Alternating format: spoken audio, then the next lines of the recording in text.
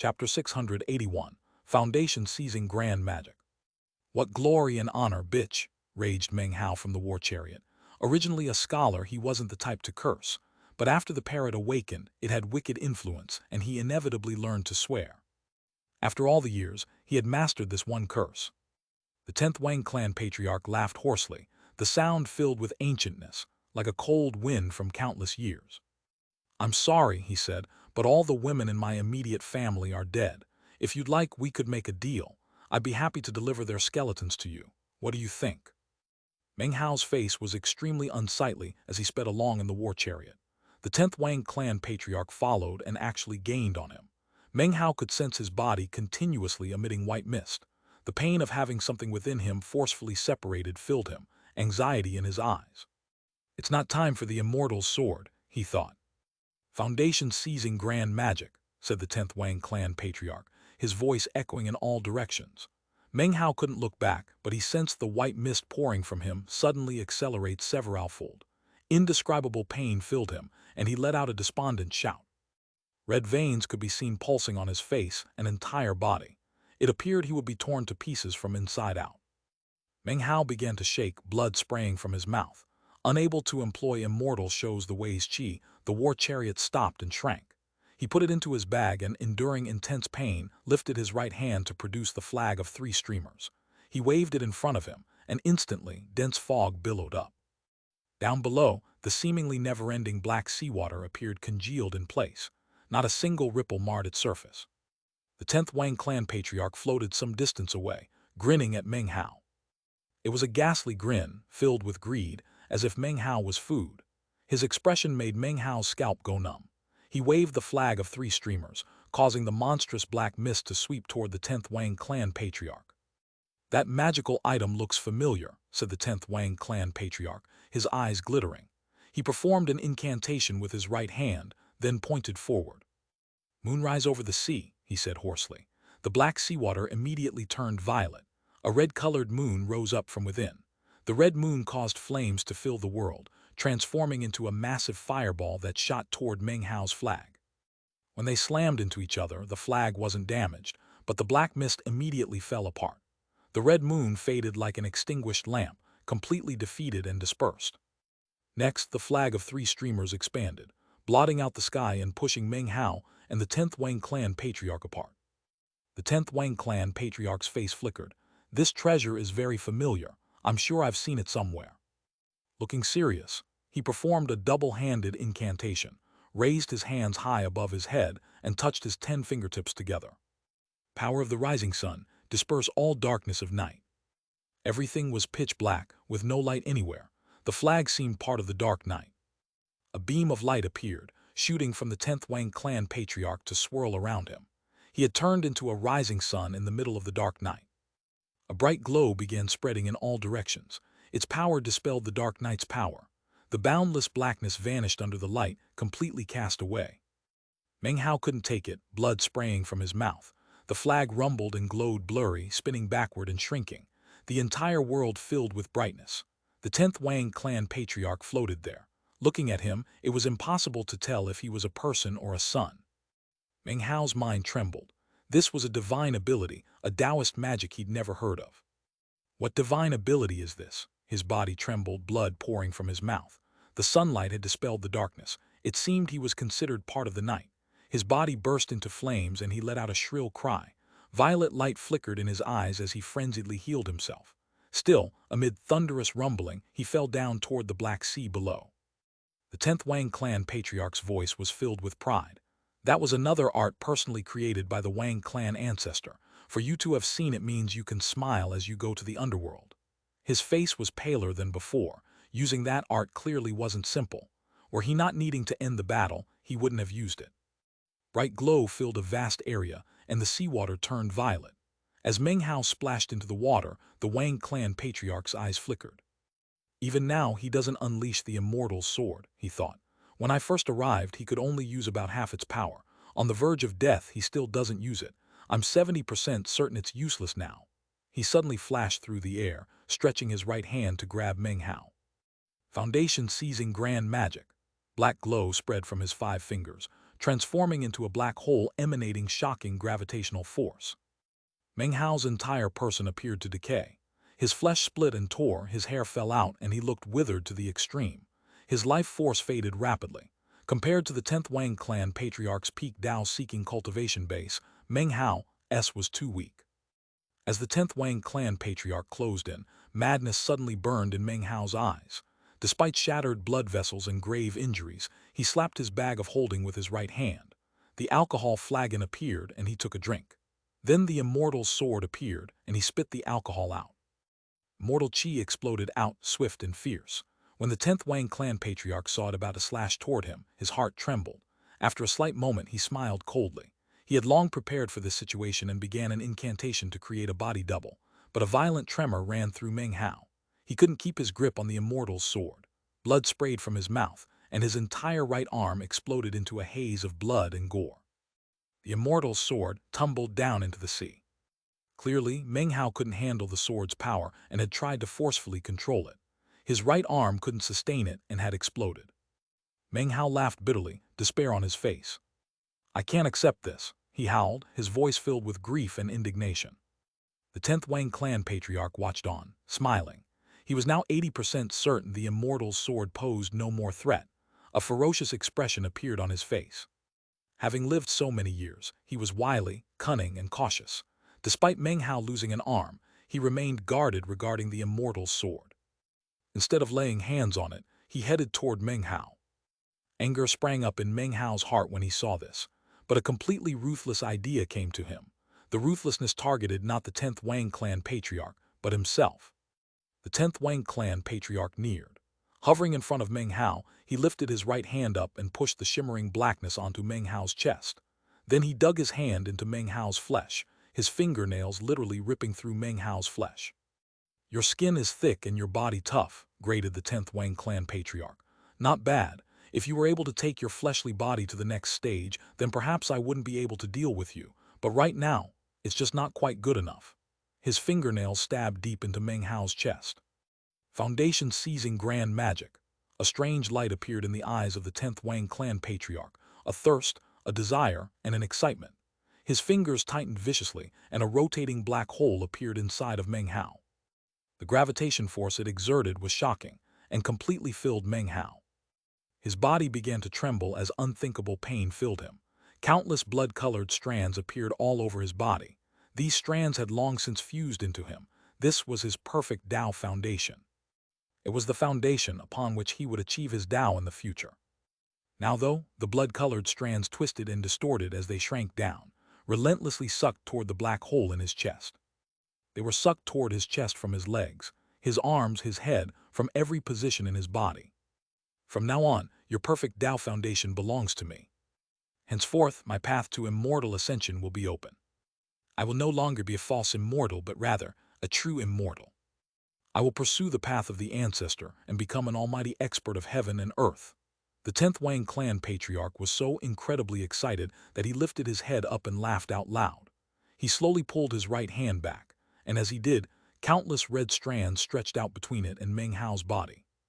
The red strands shone resplendently, and anyone who saw them would think of perfection. Absolute perfection without blemish. Meng Hao's body withered and grew old. His cultivation base also fell. He could feel his chi condensation foundation vanish. His Tao pillar foundation disappeared. His perfect core also faded away. His expression was hollow, as if he had lost all power to fight back. He lay there blankly, bitterness filling his face. Pain racked his body, although it couldn't even come close to matching the pain he felt in his heart. The 10th Wang clan patriarch looked at the red strands that were building up in his hand. An intense desire built up in his eyes. His heart filled with excitement and elation. In fact, he was more excited now than he ever had been in his entire life. In this moment, he completely set aside any preparations he had made to defend against the immortal's sword.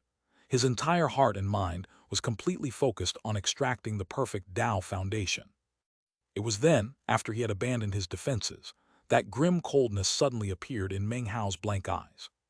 "Anybody who wants to take my Tao foundation must first pay the price." Immortal's sword. Meng Hao's eyes were filled with madness that caused the Wang clan patriarch's mind to tremble. Suddenly, The immortal sword that had sunk down into the sea exploded with an earth-shaking sword chi. It shot out from within the water, moving at incredible speed. Note from Deathblade. Starting with this chapter, I'm making some changes to capitalization of various terms. Some things that I did capitalize I won't from now on. There are also some things that I didn't capitalize that I will. For example, spirit stones will be spirit stones, yellow springs will be yellow springs. If you pay attention to that sort of thing, you'll probably notice right away. Eventually, I will go back to adjust previous chapters. This chapter was sponsored by Wang Jing, Jian Kapor, Donatas Azaravicius, and Gregor Combe. Chapter 682, I Will Become Immortal. Shocking sword chi billowed out as the immortal sword flew up from the bottom of the sea, moving with indescribable speed. The 10th Wang clan patriarch's face fell, and an intense sense of deadly crisis filled him. He was about to dodge to the side when Meng Hao's left hand suddenly stretched out and grabbed down onto the Wang clan patriarch's arm. Meng Hao's eyes were shot with blood, and his expression was one of utmost ferocity, as if he were a devil or a fiend. He glared at the 10th Wang clan patriarch, his hand filled with the power of his life force, his stubbornness, and his madness. "You," said the 10th Wang clan patriarch, his face flickering as he sent the power of his cultivation base bursting out in all directions. His mind trembled with the sense of impending doom. He knew that he could not make any mistakes, but because the sword aura completely filled the entire area, he could not tell where exactly the immortal sword was coming from. What he could do, though, was completely lock down the entire area. Rumble! The immortal sword did not fly up out of the sea to attack the 10th Wang clan patriarch. That would slow it down a bit, and right now, at this juncture, each moment counted for everything. In his madness, Meng Hao had been waiting for this very moment. In the end, he used the immortal chi and the immortal sword to stab himself. The sword pierced into his back to appear directly in front of the 10th Wang clan patriarch. The 10th Wang clan patriarch had locked down all other avenues of approach, but he had forgotten about Meng Hao's body. There was no way he could ever have imagined that Meng Hao would possibly be so ruthless. This was not a ruthlessness toward enemies, but a ruthlessness toward himself. The immortal sword stabbed through his body with lightning-like speed, then shot out from his chest toward the 10th Wang clan patriarch. The 10th Wang clan patriarch's mind spun. His first mistake was not realizing that Meng Hao would actually wait until the very last possible moment to unleash his desire to kill. The second mistake was not realizing that Meng Hao would use his own body as the vessel with which to deliver the blow of the immortal sword. He wanted to defend himself but could not. He wanted to ward off the blow but was unable. "If I can't live, then we will perish together," said Meng Hao. "What's to fear in death? Mortals can live for 100 years at most. I, Meng Hao, have already lived more than 200 years. What's the harm in dying? From the moment I stepped onto the path of cultivation, I was prepared. I don't care about dying, but what I do care about is living a life of freedom and independence. The resurrection lily turned into fetters that held me back. And as for you, 10th Wang clan patriarch, you want to do the same. Well then, I'll just have to sever you."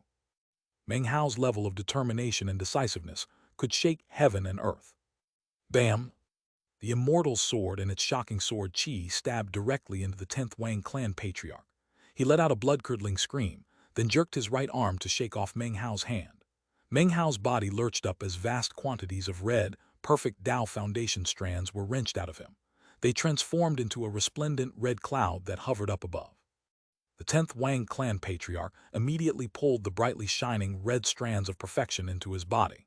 It was a moment in which he should have been extremely smug. Instead, he screamed in miserable and shocking fashion. The immortal sword pierced through his chest, exploding his heart and sending blood spraying about in all directions. He retreated, his mind filled with astonishment and terror. The wound to his body was secondary to the unbridled immortal chi which tore through his body. But all of that was actually not even worth mentioning when compared to the trembling of his soul. That was the most terrifying thing to him. His soul shook to the point where it felt as if it were going to be torn to shreds. "In-oh-oh-oh." The 10th Wang clan patriarch howled as he sensed that the 3 spiritual aspects and 7 physical aspects of his soul, which formerly had been fused harmoniously, were now being ripped apart by the stabbing of the immortal sword. In fact, all aspects of his soul were rapidly beginning to fade. Meng Hao, die. Unprecedented madness filled the 10th Wang clan patriarch. He lifted his head up and howled as his entire body filled with rumbling sounds. Blood and gore oozed out from his mutilated chest. Suddenly, his withered body expanded as the red strands of the perfect Tao foundation fused into his arm and the rest of his body. Suddenly, a trace of his own immortal chi bloomed inside of him. Unfortunately, it didn't matter that immortal chi had appeared. He was unable to prevent the collapse of his soul. "Immortal, I will become immortal," he raved. Shouting, he flew toward Meng Hao, his expression vicious. He raised his right hand into the air. Everything shook, immortal chi rose up into the sky, and the seawater vibrated. Meng Hao had lost his Tao foundation and his cultivation base had fallen. He no longer looked like a young man. He was old now, withered, with only a single breath of life left. And yet he smiled, a smile filled with contentment, freedom, and viciousness. "If you want to take away my Tao foundation, you have to pay the price." As the 10th Wang clan patriarch's massive palm strike descended, the sky grew dim. Just as the power of the attack was about to envelop him, suddenly, a sigh could be heard coming from within the sea. Black fog rolled out, covering over Meng Hao. In the blink of an eye, the fog ebbed and he vanished from beneath the Wang clan patriarch's palm. Something else appeared at the same time as the fog, a ship. Its aura was ancient, and it was filled with the vestiges of the passage of time. The deck was dilapidated, and the entire ship seemed completely ancient. This was none other than the ancient underworld ship. At the prow of the ship, a man sat cross-legged, wearing a dilapidated suit of armor. Next to him lay Meng Hao. His eyes were closed, and it was impossible to tell whether he was alive or dead. Wang clan patriarch's palm strike slammed into the sea, sending water splashing everywhere as a huge depression appeared. The 10th Wang clan patriarch was screaming and going crazy. Although the aura of an immortal grew more clear on his body, his expression was one of madness. His soul was on the verge of dissipating. He had already lost one physical aspect of his soul, leaving him with only 3 spiritual and 6 physical aspects. "I won't accept this," he roared. His hatred toward Meng Hao had reaching the pinnacle. His mind and thinking were no longer clear, and the only thing on his mind was that before he died, he needed to kill Meng Hao. He charged forward, but at the same time, the underworld ship began to drift away. No matter how the 10th Wang clan patriarch pursued it, he couldn't catch up. He could only watch as the underworld ship disappeared off into the sea. "Dia! Yi!" roared the Wang clan patriarch. Blood oozed out of his eyes, ears, nose, and mouth. He violently slammed his palm onto the top of his head, causing blood to spray out. However, in that moment he suddenly regained some of his clarity. "I will reach immortal ascension. My soul must remain complete. I can't die. I haven't reached immortal ascension yet. I'm just on the verge." His eyes bloodshot, he opened up a rift in the air and then vanished. Shockingly, when he reappeared, he was back in the southern domain in the Wang clan. "I will reach immortal ascension. I will become immortal. I cannot die. I will not die. I have the perfect Tao foundation and am destined to be immortal. Immortal chi has already appeared. How could I possibly die?" As he raved, his mind was thrown into complete chaos. Right now, the only thing he could think about was reaching immortal ascension. His eyes were completely bloodshot as he flew down toward one of the cities of the Wang clan. The city was populated completely by members of the Wang clan. There were mortals and cultivators, elderly people and children. As he shot toward the city, several hundred cultivators flew out. When they saw the appearance of the 10th patriarch, their faces fell. "Patriarch! Patriarch Yu! Ai!" Even as the people opened their mouths to greet him, the 10th Wang clan patriarch grabbed one of the Wang clan members and then crushed his fingers down. The cultivator's head exploded, and his soul flew out to be inhaled by the 10th Wang clan patriarch. The other Wang clan members were shocked, but before they could react, the 10th Wang clan patriarch turned into a black wind that whistled toward them. Miserable shrieks began to echo out in all directions as hundreds of people were all eradicated, their souls absorbed by the 10th Wang clan patriarch. "I will reach immortal ascension," he raved. "I will not die." His eyes red, he shot down toward the city. Everywhere he passed, blood-curdling screams rang out. Countless souls flew toward him, which he absorbed. In the space of only about 10 breaths, the entire city was deathly silent. Everyone in the city was dead. Only the 10th Wang clan patriarch remained. He flew up into the air, howling. "Return to me, my soul," he howled. There were a total of 3 such cities within the Wang clan. The 10th Wang clan patriarch suddenly vanished, to reappear outside the second city. The scene that played out was exactly the same as before. Miserable shrieks could be heard as countless lives met heartrending ends. A black cloud covered the entire city as all members of the Wang bloodline had their souls consumed by the 10th Wang clan patriarch. It all happened in the blink of an eye. And yet, the spiritual and physical aspects of his soul were still dispersing. Of the original 10 total, 1 spiritual aspect and 2 physical aspects had already vanished. And oh, he howled, shooting toward the 3rd city. This city was the location of the Wang clan's ancestral mansion in South Heaven. As he neared, thousands of cultivators shot out from within, including 2 spirit-severing experts. Their faces were filled with shock. The patriarch has gone mad. He massacred 2 cities full of clan members. He's insane. Boom! Within the territory of the Wang clan were the mountains in which successive generations of patriarchs were buried. 7 mountain ranges in particular suddenly emanated shocking roars. In the blink of an eye, 7 coffins appeared, from out of which exploded 7 emaciated old men. Each and every one was in a rage. 10th Patriarch, what are you doing? 10th Patriarch, stay your hand. Their shocking roars rose up like thunder, causing a bit of lucidity to suddenly appear in the eyes of the 10th Wang clan patriarch. In that moment, he realized everything that he had done, and his body began to tremble. In his heart, he felt pain from having slaughtered countless members of his own clan. Intense pain filled him, but only for a moment. Then, his eyes shone with determination. I'll kill you and consume your souls too. Then I will achieve immortal ascension. The whole clan can die as long as I remain alive. This chapter was sponsored by Donatas Azaravicius, Raffle Madja, Hiu Fan Trung, Stefan Strinden, and XYY. Chapter 683, henceforth. He was willing to sink into depravity. All for immortal ascension. All to avoid death. Tears streamed down the face of the 10th Wang clan patriarch. He howled, and his eyes were completely bloodshot. He no longer even had a heart, but he still felt a sense of belonging to the clan and the bonds of kinship toward his fellow clan members. But now, it was too late to turn back. He was not willing to die, especially not after he had acquired the perfect Tao foundation, and his body was filled with immortal qi. The only thing he could do was sink to the lowest level. Regret, he did not know the meaning of the term. He could only consume the souls of his own bloodline. Only those souls could save his life. This was the only thing he could do. All for immortal ascension. The 10th Wang clan patriarch howled hoarsely as his consciousness grew murky. He slipped further into madness. Kill, kill, kill. He had no idea how many people he killed, nor how many souls of fellow clan members he consumed. In one night, all the members of the Wang clan in the clan's 3rd city died. The patriarchs buried in the various mountain ranges were destroyed amidst rumbling booms. The 7 patriarchs had incredible cultivation bases, but the 10th Wang clan patriarch now possessed immortal qi as well as a perfect Tao foundation. They simply couldn't compare to him and were no match at all. One by one they all died. Mountains crumbled and everything shook. In one night the Wang clan's entire foundation in the lands of South Heaven was uprooted. This was genocide. He was the 10th patriarch who had existed for ages in the lands of South Heaven. He was the patriarch with the highest cultivation base in the clan, a person the clan members looked up to like a god. But on that day the god became a devil and carnage reigned.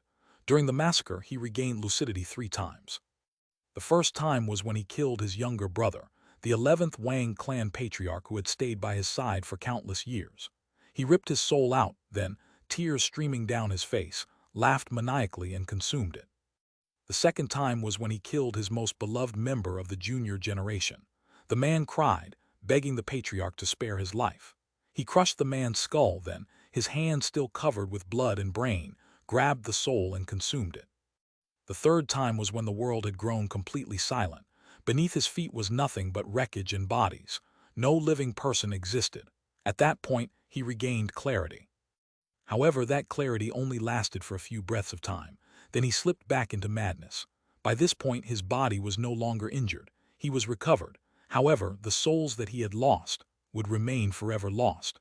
2 spiritual aspects and 3 physical aspects were gone forever. He now had only 1 spiritual aspect and 4 physical aspects. This was a result bought by the lives of all the Wang clan members in the lands of South Heaven. His soul did not dissipate, and he did not die.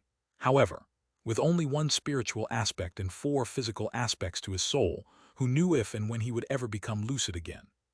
For the most part, he was descended into madness and carnage. Before he completely sank back down into the depravity, he shed some tears, which spattered down onto the ruins of the Wang clan. Perhaps years later, a field of blood-colored flowers would bloom in that very spot. He raised his head and let out a mournful, bitter laugh.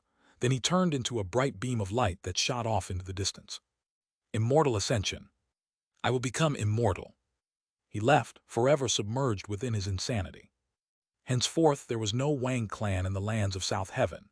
In its place, a lunatic existed who constantly raved about immortal ascension. Of course, few people dared to provoke the madman. That was because he was halfway into immortal ascension. He possessed immortal chi and only needed to pass through immortal tribulation to become a true immortal. Unfortunately, his soul was not complete, and he was eternally sunken into depravity.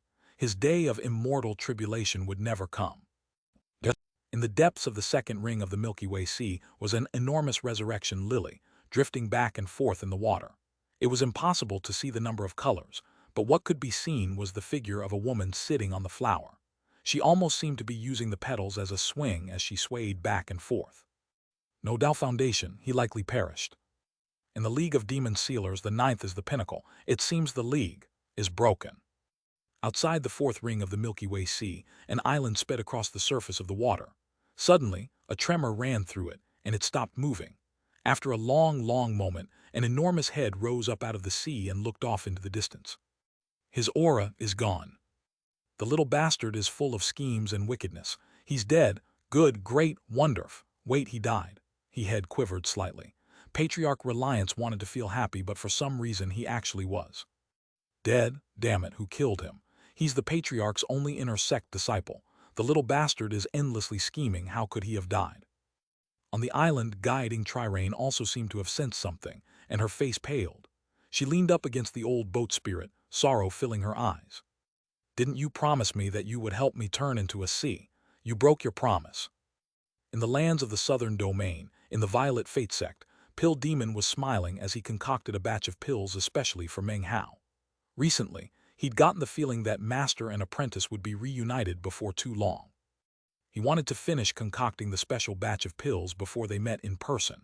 However, it was in that moment that the pill furnace suddenly exploded. Pill Demon suddenly seemed to age by hundreds of years. He silently looked off into the distance for a long, long time. Chu Yuyan was sitting cross-legged in meditation, practicing cultivation in her immortal's cave. Then, for some unknown reason, her heart suddenly felt troubled. Her eyes opened and she looked up into the night sky. A shooting star flew by. When I was young, my dad always said that when you see a shooting star, it means someone just perished. In the Black Civ sect, Su Qing sat with eyes closed, seeking enlightenment of a Taoist magic she had acquired in the demon immortal sect. Suddenly, a tremor ran through her body, and her eyes opened. Her face was deathly pale, and she lifted her hand up to her chest. An intense, uneasy feeling made her suddenly stop cultivating. She walked out of her immortal's cave, her face growing even more ashen. Pain. This is the second time I've felt pain like this. The first time was the time by the rebirth cave. Meng Hao, is it you? What happened? Why am I suddenly so frightened? Su Qing didn't know why, but she suddenly found herself weeping. She didn't dare to think too deeply about her sudden premonition. Trembling, she flew up into the sky. Although she didn't know the source of the feeling, for some reason she looked toward the Milky Way Sea and then began flying. On that day, Fatty was very irritable. He violently lost his temper countless times in the Golden Frost sect, although he wasn't sure why. On that day, Chen Fan killed. Although he looked calm, deep in his heart existed a boundless desire to slaughter. He flew out of the sect and killed numerous villainous cultivators. On that day in the Blood Demon sect, Wang Yaokai made a cultivation-based breakthrough into the nascent soul stage. However, he felt no joy. He looked in the direction where the state of Zhao used to exist and thought of his childhood and of his old friends. 1. Wang Yaokai was one of the group of 4 boys who were taken to the Reliance sect by Su Qing in the first chapter. Although Meng Hao came to the conclusion that he was killed, he reappeared later as a member of the Blood Demon sect. He has popped up at various times throughout the story, such as the Blood Immortal Legacy Tournament and the Song Clan search for a son-in-law. On that day in the northern reaches, a blood cultivator rose to prominence. Acting alone, he slaughtered an entire small-scale sect, then occupied the location. He was young but unfeeling and cold-blooded. In his blood-soaked hands he held a magical item, a pearl. The young man had a name too, Dong Hu aka Little Tiger was another of the group of 4 boys who joined the Reliance sect at the same time. Meng Hao encountered him again in Chapter 71, where he had a pearl. During Meng Hao's fight with Shang Yuanziu in Chapter 75, Dong Hu loaned him the pearl, which allowed Meng Hao to temporarily break into the 10th level of qi condensation. Meng Hao returned the pearl to him in Chapter 76. You might also be able to deduce that the pearl was even alluded to vaguely in Chapter 19. In Chapter 613, Meng Hao saw a similar pearl in the 4th plane of the demon immortal sect. On that day in the Great Tang of the Eastern Lands, in a tall tower, a husband and wife got into an argument the likes of which was virtually unprecedented. The woman eventually stormed off, her eyes filled with tears. The man looked silently off into the distance. There was no one to see it, but tears streamed down his face. Time slowly passed by. Su Qing arrived in the Milky Way Sea. No matter how she searched, she found nothing. An entire 60-year cycle passed before she silently picked an area on the border of the southern domain where she sat down to meditate. Every day she would look out at the Milky Way Sea. She had the feeling that out there somewhere was Meng Hao. It was only a feeling, but she believed it. As for the couple who had argued, the woman also reached the Milky Way Sea. Tears rolled down her cheeks as she went to the 3rd ring, to the 2nd ring, to everywhere. She found nothing. She searched and even fought a battle with the Dawn Immortal in the 2nd ring. The battle shook heaven and earth. All of the sea devils in the 2nd ring were killed, and black seawater spread out to cover the entire 3rd ring. Heaven and earth grew dark, and as for who won the battle and who lost, nobody knew. 100 years passed. In the inner ring of the Milky Way Sea, the water was red. An ancient battleship floated across the surface of the water, at the prow of which sat an old man in a suit of armor. He sat there cross-legged, apparently looking off into the distance. It was impossible to tell what exactly he was looking at. Next to the old man rested a body. It was a man with no hair or eyebrows. He was completely shriveled up. Wrinkles covered his skin, and he looked as if he had just climbed up out of a grave. The entire body stank of putrefaction. He had no right arm, and a gaping hole could be seen in his chest where there existed no heart whatsoever. A flame burned above him, casting out a gentle light that covered over his body. As the light was cast out, it transformed into glittering dots, within each of which could be seen flickering, incomprehensible magical symbols. Oh, so slowly, those dots of light bored into the hole in Meng Hao's chest. Inside of Meng Hao's chest, the flesh and blood writhed, as if it were slowly growing.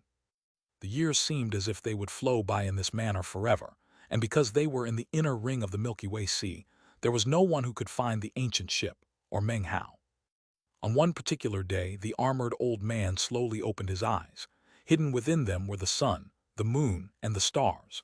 Endless years of time permeated those eyes, as if the man could see into their boundless depths. He turned his head, and his abstruse gaze fell onto Meng Hao. When that happened, Meng Hao's body seemed to experience the passing of thousands of years. The fire burned intensely, emitting more crystalline dots of light that merged into the hole in his chest. The wriggling of the blood and flesh increased, and soon the healing process was visible to the naked eye. A new heart formed, and the wounds were healed. Even the bones and flesh of the right arm slowly began to grow out. In what seemed like the blink of an eye, Meng Hao was completely restored. Not a wound could be seen on him. However, his hair was pure white, and he looked incredibly old, as if he were an elderly man. Weakness radiated out from him as he opened his eyes. His eyes were filled with confusion. He lay there thinking for a long time before memories started to trickle into his brain. He thought of the 10th Wang clan patriarch, and how he had chosen to end in common ruin with him rather than give up his freedom. In the end, he had landed a sword blow on the Wang patriarch's soul. My cultivation base. He closed his eyes and cast his senses inward. After a while, he slowly rose into a sitting position and looked at the armored old man, who sat with his back to him. The old man seemed as if he would sit on the ship for all eternity as it roamed about. Meng Hao clasped hands and bowed deeply. "Senior, thank you for your kindness in saving my life." Chapter 684, On Board. The old man didn't say anything in response.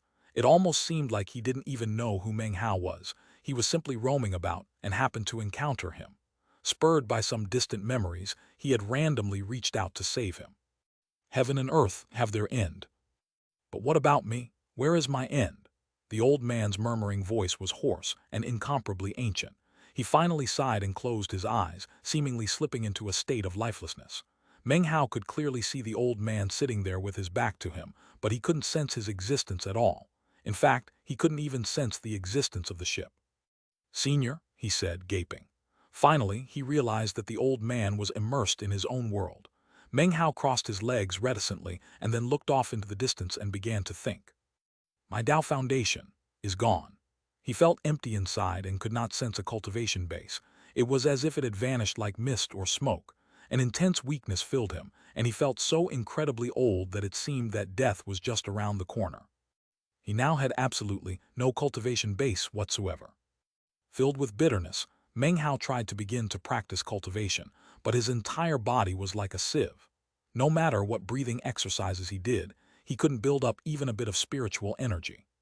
However, he wouldn't give in so easily, so he produced a bag of holding. Although he himself had no spiritual energy, bags of holding from Seahold could be opened once without any spiritual energy. He had bought quite a few such bags in the past. The parrot and the meat jelly were inside the bag, sleeping. It seemed Meng Hao's weakness had caused them to lose their own vitality. He took a medicinal pill out from the bag of holding, then consumed it and started meditating. After attempting qi condensation techniques for a moment, he trembled, and his face went pale. Once again, he looked listless and dispirited. I can't practice cultivation, he murmured. I have no foundation whatsoever to build on. As of now, Meng Hao was certain that his Tao foundation was completely and utterly gone. Still not able to accept it, Meng Hao tried again. Time passed, and soon a month had gone by. Meng Hao tried a variety of methods, but none of them formed even the slightest bit of a cultivation base. It was a complete failure. He tried over and over again, but his body only continued to grow weaker. After another month, he finally accepted that he was in a hopeless situation. Bitter laughter rang out, growing louder and louder, breaking the silence of the Milky Way Sea's inner ring as it echoed out from within the ship. The laughter also contained intense hatred. 10th Wang Clan Patriarch. He wasn't sure if the 10th Wang Clan Patriarch was dead, but as of now, that didn't matter. I have no cultivation base, but I'm still alive. However, considering my current life force, who knows how many more days I can stay alive? His bitter laughter gradually grew weaker, and finally he stared off into the distance, empty and numb. He wasn't even sure what he was seeing. His mind was blank. He thought of nothing. He looked at nothing. Eventually his gaze turned to fall on the armored old man, and hope suddenly flickered in his eyes.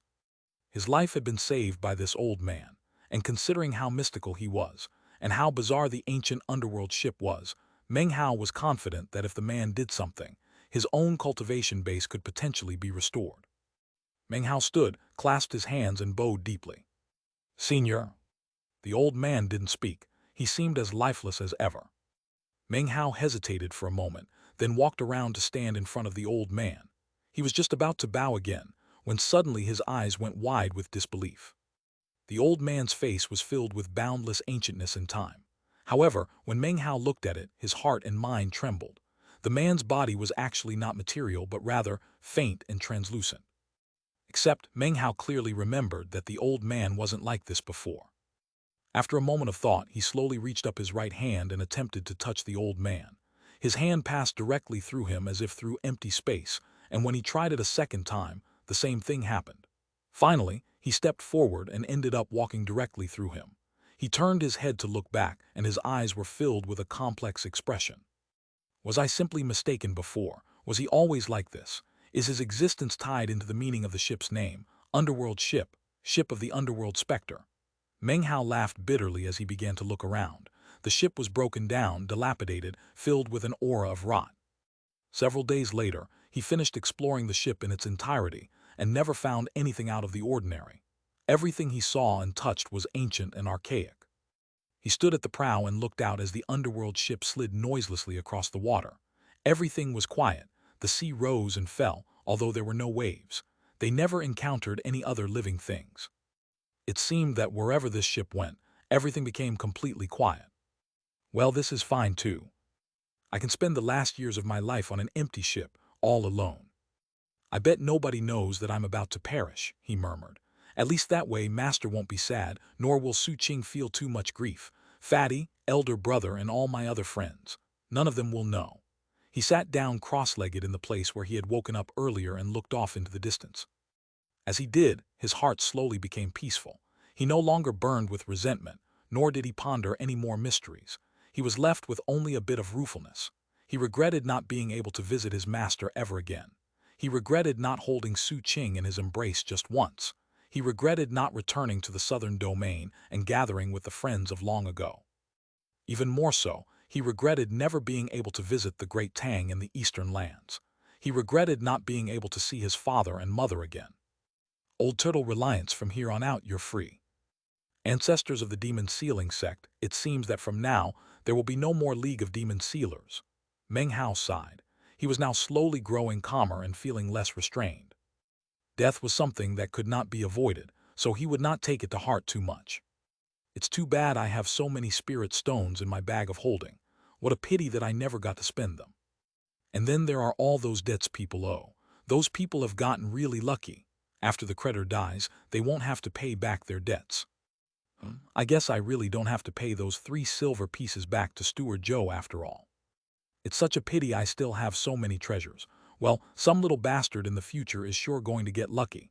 When he thought of this, he could only sigh. Perhaps my death will spare the world a bit of calamity.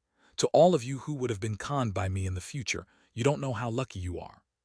So lucky, Meng Hao thought back through his life, to his youth spent studying and participating in the imperial examinations. Then he ran into Su Qing and joined the Reliance sect. He stole Wang Tengfei's good fortune and became an inner sect disciple. Patriarch Reliance conned him, so he conned back. Eventually, he made it to the southern domain, where he joined the Violet Fate sect and then rose to prominence. Poor Su Qing, she loves me and I love her. What a pity we won't be able to get married now. I've never actually even been with a woman. When he thought of this, Meng Hao suddenly felt especially sad. And then there's Chu Yuan. She was definitely interested in me. Meng Hao continued to sigh and sigh. He thought of how he had killed the Chosen from the Jai clan, then escaped to the western desert. He recalled everything that happened with the Crow divinity tribes, and then couldn't help think of Han Shan, Demoness Xixiang, and everything that happened in the Demon Immortal sect. Senior Han Shan, I won't be able to keep my promise. Demoness Xixiang, don't worry about that favor you owe me. Then there was Qi Jiusi and Qi Yunhai. Meng Hao thought about many things, and eventually started thinking about his first severing. I didn't even practice cultivation for 300 years, and yet completed my first severing. A great Tao descended, and the resurrection lily became my spirit-severing treasure.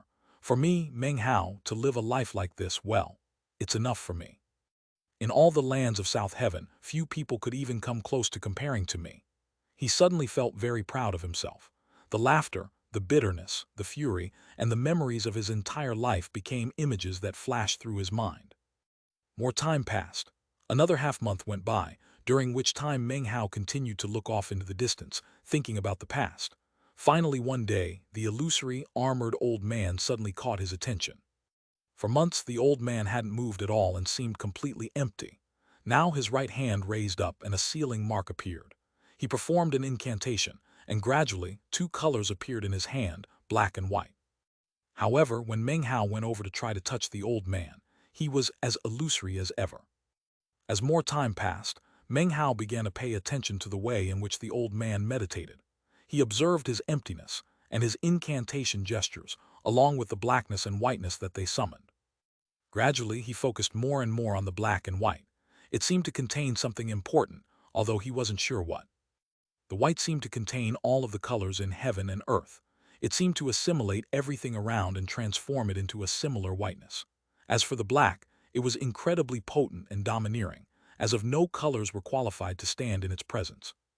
Gradually, Meng Hao immersed himself in observing the old man. Without even realizing it, he began to meditate in the same way, including the breathing exercises and the hand gestures.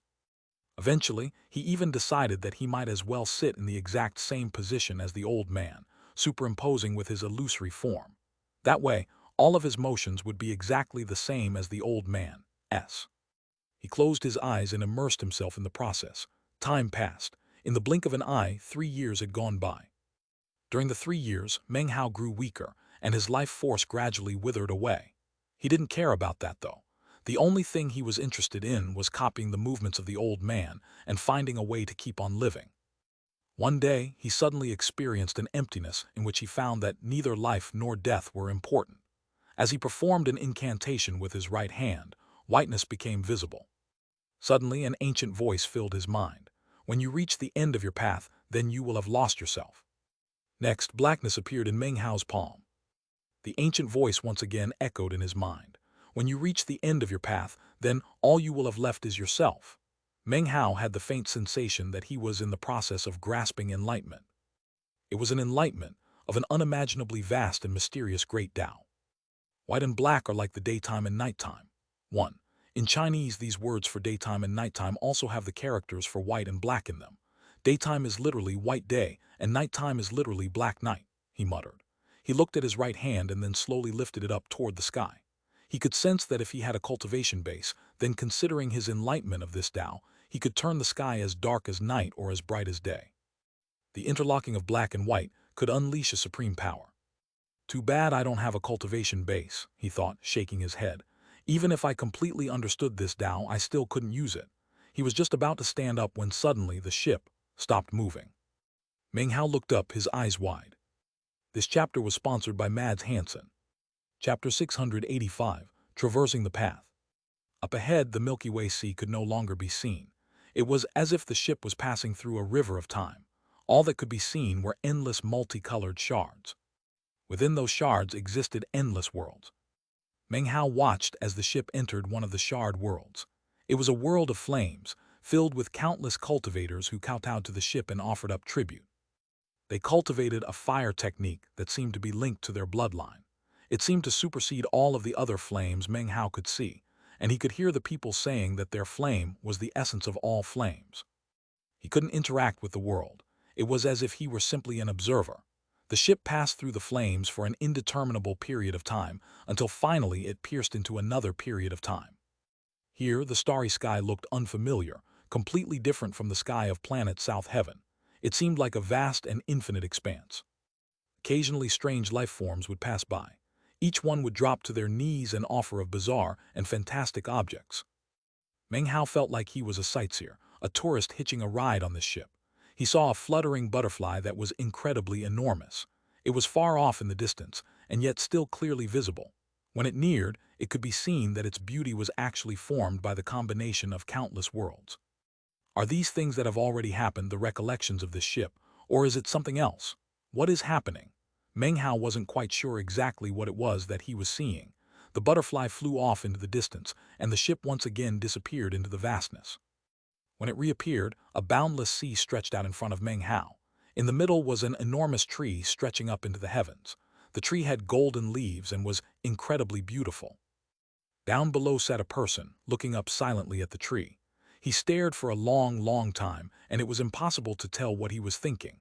Finally, he smiled, and his body began to glow with a boundless light, as if he had just achieved enlightenment.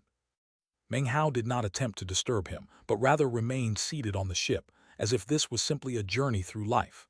Eventually, the man was left behind. Meng Hao saw many, many worlds and countless cultivators. He saw wars, and once, he even saw someone pointing at the ship and raving madly. Meng Hao was somewhat at a loss. He had lost track of how many years had passed, and he also forgot that he was hovering on the verge of death. As the ship continued onward, he saw a featherless bird, a weeping crane.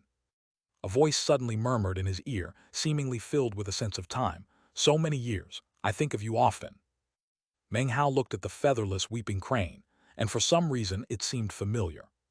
Don't tell me I've seen it before, he thought hesitantly. Time changed again and the scenery interweaved. He saw an enormous cultivating tree as large as the sky. It swept amongst the stars, running amok. However, when it saw the ship, it trembled. Meng Hao was confused and at a loss. He saw many types of cultivation and countless Taos. He saw the cause and effect of karma, he saw life and death, he saw the yellow springs, he saw eternal life, and he saw true and false. He saw a person walk down a path until he became a world. He buried himself to accompany others. 1. This seems to be a reference Su Ming, the main character of another Urgen novel, Beseech the Devil. He saw a man who eternally roamed the starry sky, continuing onward with his destination unknown. That person appeared to be the armored old man. A while later he saw another land where a man held the corpse of a woman in his arms. He lifted his head up and wailed. and within his eyes burned an insanity and a stubbornness that Meng Hao found shocking. The heavens allowed you to die, but I will bring you back to life. The man's echoing voice filled Meng Hao's heart with unprecedented waves of shock. 2. This seems to be a reference to Wang Lin, the main character of yet another Urgen novel, Renegade Immortal. That shock was not because of the story of the man and woman, but rather because the determination in the man's words seemed indestructible. Even if heaven and earth collapsed, the steadfastness of his words could not be destroyed. I used to think I had determination, though Meng Hao, but compared to that I don't know. I've lost my cultivation base and my life is waning away. However, can I really give up just like that? Meng Hao sat on ship, thinking about the question. His eyes slowly began to burn with a spark of life. The flame was weak, as if it might flicker out at any moment. But right now, that flame was resplendent. It was almost as if there was a will that burned within the fire. Even as Meng Hao was lost in thought, the ship suddenly trembled again. The world around changed again, and 9 mountains appeared out in the starry sky. The 9 mountains were lofty and ancient, filled with endless time. It was as if they had existed even if the primordial distant past. It was impossible to describe exactly how large they were, but they were enormously bigger, exponentially bigger than all of the other worlds he had seen up to this point. Also in the starry sky were 9 seas. 9 mountains and 9 seas, and in the middle of them all was a sea of stars formed by all the 9 seas. The first mountain had 4 planets. The sun and moon rotated around the first mountain, sending sunlight and moonlight throughout the starry sky. The light spread out boundlessly, covering each mountain, illuminating all the seas. It was like a beautiful painting that filled Meng Hao's heart with intense waves of shock. After seeing the 9 mountains, a fantastic notion welled up within Meng Hao. Don't tell me that these are the 9 mountains and seas. If I can use the mountain-consuming incantation to consume these 9 mountains, would it restore my cultivation base? It was an audacious idea, but as soon as it appeared in his brain, it rooted itself in deeply. Meng Hao began to pant as he thought of the scene of the man swearing his oath to the heavens as he held the woman in his arms. Then he thought of his own path. Am I really going to give up? The flame in his eyes grew more resplendent. His gaze swept over the 9 mountains and seas, and eventually fell onto the 9th mountain. He took a deep breath, and then without hesitation, began to employ the mountain-consuming incantation. The incantation actually did not require a cultivation base, only heart. He studied the 9th mountain, branding the image of the mountain into his heart and mind. It was as if every aspect of the mountain remained inside of him, and that he could take it with him. His gaze remained locked on the 9th mountain. He became lifeless and even forgot about the passage of time and everything around him. The only thing that existed was the 9th mountain. Losses come with rewards. He had lost his cultivation base, but in return had received the sublimation of his spirit. Right now, amidst the silence, he slowly gained enlightenment about the 9th mountain. Gradually, the image of the mountain grew clearer and clearer in his mind. 1 year, 2 years. Perhaps it was 100 years, or 1,000, or 10,000. Meng Hao was in a trance as the 9th mountain grew clearer and clearer. Eventually one day, the image of the 9th mountain became completely clear in his mind. A tremor ran through him. The image disappeared, transforming into countless magical symbols, each one of which seemed to contain a multitude of Taos. He did not understand these Taos. However, from the perspective of the mountain-consuming incantation, they could be considered the mountain soul of the 9th mountain. Absorbing these Taos could be considered consuming the soul of the 9th mountain. Meng Hao focused on the magical symbols. Each one contained infinite profundity and possibility. Meng Hao proceeded onward, losing himself in their midst. As this happened, he didn't notice that during the process of his observation of the mountain, various auras had appeared on his body that were different from before. It was at this point that suddenly, a vast, archaic will stirred in the 9th mountain. Who is gaining enlightenment of my 9th mountain? I am Jai Tian, the heavens of Jai, the lord of the 9th mountain and sea. 3. Jai Tian in Chinese is Chinese letter. Jai is the name of the Jai clan and Tian means heaven. Literally, this could be heavens of Jai, but it is in fact someone's name. In the past, I translated it as heavens of Jai, and if you go back to some instances where it came up before, it suddenly makes much more sense now that you know it's a name. At the same time, it could still mean simply the heavens of Jai. Going forward, we'll alternate between Jai Tian and heavens of Jai, depending on the context. In Chinese, it would be pretty much impossible, or at least very difficult, to guess that it's someone's name, so all previous version will remain as heavens of Jai. Some of the places the term appeared before include chapter 319, 321, 339, 378, 433. When the archaic voice thundered out, the entire ninth mountain instantly turned blurry. Massive ripples spread out through the world, and Meng Hao's mind trembled, instantly causing him to regain his senses. The will swept about, but did not find Meng Hao or the ship. The ship suddenly began to move forward. It left the ninth mountain and proceeded to the eighth mountain. Maintaining its speed, it went to the seventh mountain, then the sixth mountain. Meng Hao was unable to see each mountain clearly. When the ship arrived at the fourth mountain, a gloomy aura suddenly spread out to cover everything. An ancient voice suddenly could be heard. What is life? What is death? If the lives in the underworld do not transcend, then I will not live. In the cycles of reincarnation, if laughter does not sound out from the underworld, then I will not die. Returning souls, souls leaving to be reborn, your paths go through here. Why not return? A rumbling filled the fourth mountain, and suddenly an enormous temple soared out toward Meng Hao. 4. These words closely echo the real-life sutra of the great vows of K. Siddhigarbha Bodhisattva, a hint that K. Siddhigarbha is apparently a character in the novel and has something to do with the fourth mountain. From within the temple emerged an ox and a horse, completely pitch black. Massive ripples spread out from them, and their energy surged. An aura of death spread out from them to shoot toward Meng Hao. 4. The ox and horse seemed to be a reference to ox head and horse face, guardians of hell in Chinese mythology. As soon as he saw the ox and horse, he began to tremble. He felt as if he were about to fall asleep, and his soul were about to fly out. What is life? What is death? However, before the ox and horse could get close, the ship had already moved off into the distance. From behind Meng Hao, a sigh could be heard from the fourth mountain. Almighty One, you do not wish to rest. Reincarnation is the end of the Tao. Although you do not wish to rest, why must you take this person along with you on your journey through your life? 5. It should be noted that in Chinese, the number 4 sounds very similar to the word for death. Many elevators in China skip the 4th floor because it could be considered unlucky. When Meng Hao heard this, his mind trembled violently. The ship passed the 3rd mountain, then the 2nd mountain, and finally it reached the 1st mountain. As for what happened next, Meng Hao couldn't see clearly. Everything turned black and white, becoming 2 spheres of mist. They swirled around, and it looked as if 2 pearls were forming inside of them. Meng Hao looked down at his right hand. There on his palm were 2 pearls, not corporeal but formed of mist. The black-white pearls floated up from his hand and began to rotate, seemingly containing the secrets of heaven and earth. Meng Hao watched on thoughtfully. He could sense that the enlightenment he had received from the armored old man regarding the black and white pearls embodied a great Tao. Perhaps it was not the path of freedom, like his own Tao, but it could definitely extend that path further. Within this, black and white, exists all of the worlds that I saw, and all the Taos. What is life? What is death? Meng Hao closed his eyes. It was at this point that he suddenly thought about Qi Jiuxi's shocking soul divergence incantation. 6. The soul divergence incantation was mentioned several times throughout the primordial demon immortal plane arc and was elaborated on most fully in chapter 577. This chapter was sponsored by Tujin Li, Christopher Choi, Thomas Ko, Nguyen Than Tung, Michael Fids, and Hong Nguyen. Chapter 686, Homeland. The soul divergence incantation allowed one to cultivate an undying soul. Once that soul appeared, the cycle of reincarnation in heaven and earth could not destroy it. Even if you died, your flesh and blood would be reborn years later.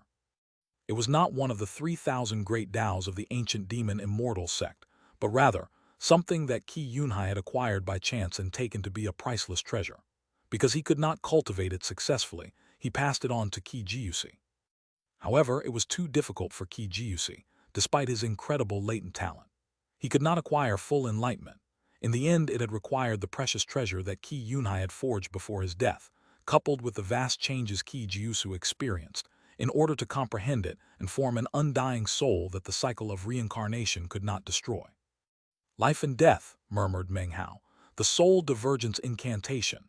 He seemed to have gained partial enlightenment, but the matter was still hazy. It was like he had grasped a vague direction, but when he examined it closely, there was nothing there. Eventually, Meng Hao opened his eyes and looked down at the black and white pearls in his hand. He gazed at them for a long time, until it seemed that his will itself was fusing into the blackness and whiteness. The black and white seemed to transform into a vortex that could consume everything. As it rotated slowly, a vision appeared in Meng Hao's mind. In the vision, he stood there, his cultivation base fully active. His right hand stretched up, and the black-white pearls rotated in his palm. Indescribable ripples spread out from the two pearls, filling the entire world. Countless living things all prostrated themselves, and Meng Hao could easily decide whether they lived or died. It was as if the two pearls contained a great Tao which could determine and control life and death. One day the ship finally stopped moving. Meng Hao was in a bit of a daze as he opened his eyes and caught sight of a familiar body of water. It was the Milky Way Sea. He also saw a familiar landmass, the southern domain. The ship had stopped at the border of the Milky Way Sea and the southern domain, and it was at this point that Meng Hao fully regained his senses. Everything he had experienced seemed like a dream. The dream had been a dream of a journey, or perhaps a search for the Tao. The truths of life and death are something that cannot be understood by someone who has not died. Meng Hao sat there silently for a long time before finally rising to his feet. He turned to look back at the Milky Way Sea. Its surface was calm and no waves could be seen. He took a deep breath. It seems the time has come for me to leave, and so the ship has delivered me here. Through the soul divergence incantation, I could gain enlightenment about the difference between life and death. Yet even now I'm standing outside of the door, pacing back and forth in hesitation. Well then, am I willing to pass into death so quietly? No, I'm not willing. His eyes filled with intense determination that burned like a fire. It kindled the flame of life inside of him, incinerating his confusion and a bitterness regarding his future. I still have hope. My Tao foundation may be gone, but I still have hope. And my hope lies in the rebirth cave. His eyes shined with an intense glow. The rebirth cave was where his hope lay, and it was his last resort. Although he didn't understand much about the rebirth cave, there were many legends about the place in the southern domain. Most spoke of powerful experts who, when their lives were reaching the end, when they were about to die, would enter the rebirth cave, hoping that inside, they would somehow be able to find a way to cause their life force to burn bright once again. If you liken birth to a starting point and death to a finish line, then life and death form a cycle. As for the rebirth cave, according to the legends, it allowed for a second cycle, almost like a second life. Meng Hao had heard many such legends in the southern domain. Actually, he had personally stepped foot into the region of the rebirth cave, although only the outer area, not the cave itself. To experience rebirth, one's body must first die. Only after death could one have life in defiance of the heavens. According to the legends, not just anyone can enter the rebirth cave, he thought. Only people who have an overwhelming desire to live, people who are pervaded by an aura of death, who have incredible determination and willpower. Only people like that can enter.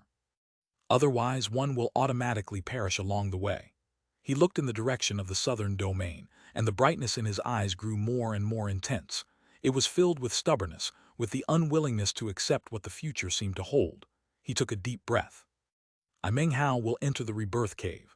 I will see what exists inside and will find out whether or not I can acquire that second cycle and live a second life. He walked across the deck of the ship, then disembarked.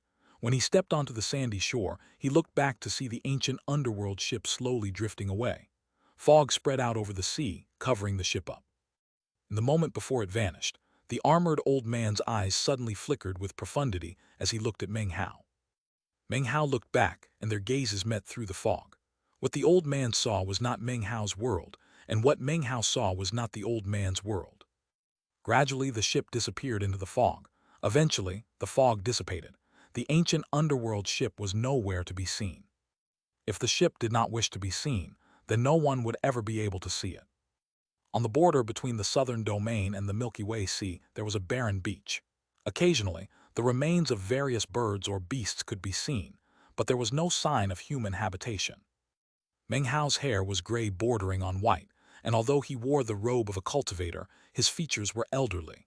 No matter how you looked at him, he appeared to be nothing more than an ancient, mortal man. I wonder how far away I am from the rebirth cave, he thought as he trudged up the beach, his feet sinking into the sand with each step he took. After a time, he reached the end of the beach where it turned into forested mountains. He glanced around, then continued to walk. He had not walked on foot through mountainous forests for a very long time. He thought back to the time before he reached Foundation Establishment, when he had often traveled through mountainous forests like this. After Foundation establishment, however, he had always flown up above in the air. The mountains were not easy to travel through. There were thorns and thistles everywhere, and the sun was already beginning to set by the time he passed over the top of the first mountain. He gasped for breath the entire time, and his body ached. As evening fell, he sat down cross-legged beneath a tall tree to meditate. Meditation was something that had become a force of habit. Although he had no cultivation base to rotate, simply meditating left him feeling calm and relaxed. The sky grew darker and then black. It was at this point that howling drifted through the trees, along with an acrid odor. Next, a savage three-headed dog appeared in front of him.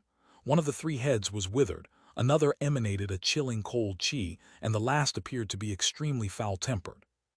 Obviously, these mountains were the domain of this creature, and Meng Hao's incursion caused its eyes to be filled with killing intent. However, it did not near him but merely circled around him. Its cultivation base was profound. It was already at the 9th level of qi condensation. It had the faint sensation that Meng Hao was filled with boundless danger. Yet, within that sense of danger, it could also sense that he was as weak as a mortal. The contradiction caused it to hesitate. However, it could only be so patient. It managed to restrain itself for the time it takes half an incense stick to burn, then let out a vicious howl and transformed into a beam of colorful light that shot toward Meng Hao. The two non-withered heads opened their vicious mouths, and an acrid odor filled the air as they closed in on Meng Hao. It was at this point that Meng Hao's eyes opened. His body was weak, but when his eyes opened, they were filled with a cold gleam. The cold gleam contained all of Meng Hao's killing intent. In his years leading the Crow divinity tribes in their migration, he had killed countless numbers of cultivators. The killing intent that existed in him was something usually suppressed by his cultivation base. But now, there was no way to suppress it, and it exploded out fully. "Screw off," said Meng Hao with a cold snort. Although he was incredibly weak, some of his energy could still turn into a pressure that bore down onto the three-headed wild dog. The wild dog trembled and its fur stood on end. It stopped in midair, its expression one of terror. When it heard Meng Hao speak, it instantly turned and sped away. After scaring the wild dog away, Meng Hao stood up. It might be evening, but he still wanted to hurry on his way. He was exhausted, but within that exhaustion, he found power, despite the weakness of his body. That was the former power of his fleshly body. Of course, he couldn't utilize all of that former power. Because his life force was wasting away, he was incapable of supporting the previous level of power. Even still, that made him like a strong young man who caught a disease. Although he could only wield 10% of his previous incredible power, it was still enough to give him hope. Of course, Meng Hao's situation was far worse than some sort of disease. His life force was wasting away, and he knew that if he allowed the power of his fleshly body to explode out, then he would surely perish. Traveling took great effort. However, regardless of whether the sun rose or the sun set, he continued onward. The hope he placed in the rebirth cave was as strong as ever. One day, he reached the end of the mountain range. As he stood at the top of one particular mountain peak, he looked out and saw a huge lake. It was at this point that he gaped. That lake was actually large enough to be called a sea. It was impossible for Meng Hao to forget that this place was his former hometown. This was where the state of Zhao had once existed. When Patriarch Reliance left, it turned into a huge pit. By now, hundreds of years had passed, and it had turned into a lake. "So that ship delivered me here," he murmured. He kept walking until he reached the edge of the lake where he stood looking out at the water. Finally, he understood. "I was born here and this was my starting point." He sat down cross-legged next to the lake, stared at the water and thought of home. There was a boat floating next to the shore, old and dilapidated. There was also a log cabin, ancient in appearance. It didn't look like anyone had lived in it for a long time. Dark clouds filled the sky, thunder rumbled and lightning flashed. Rain began to fall. Meng Hao walked over to the cabin, sat down under the eaves and looked out at the rain. His back was stooped, his face ancient. The rain pattered onto the lake and tapped onto the roof of the cabin. Those were the only sounds he could hear. When evening fell, the sky turned dark. The crescent moon was mostly hidden by the clouds. Only a tiny corner was visible. As the sibilant rain continued, a cold wind sprang up, blowing across the lake and causing the old, dilapidated boat to rise up and down.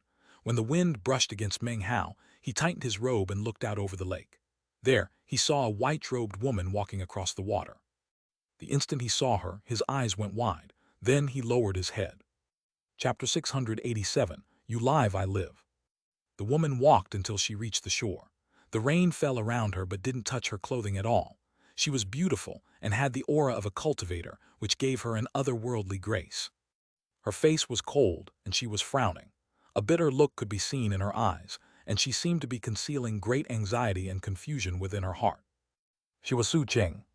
She had been searching for Meng Hao for many years but had found nothing. She was thinner than before, more lean.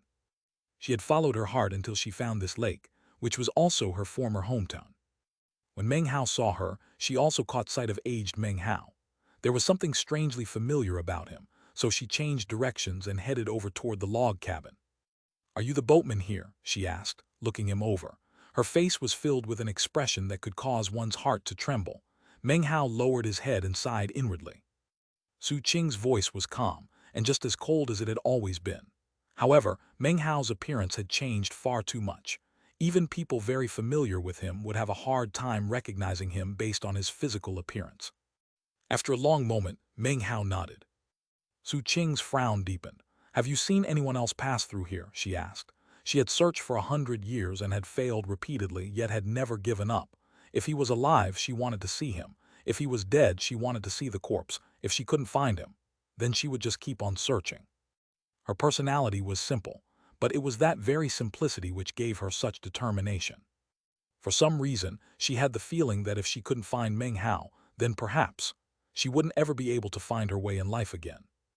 "I haven't seen anyone," replied Meng Hao levelly, shaking his head.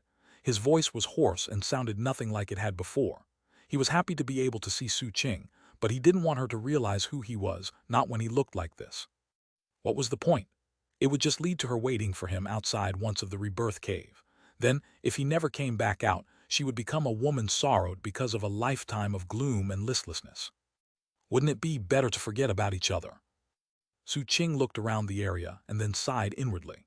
After scanning Meng Hao with divine sense, all she had seen was a mortal man. And yet, she also felt something familiar that made her give him a second look over.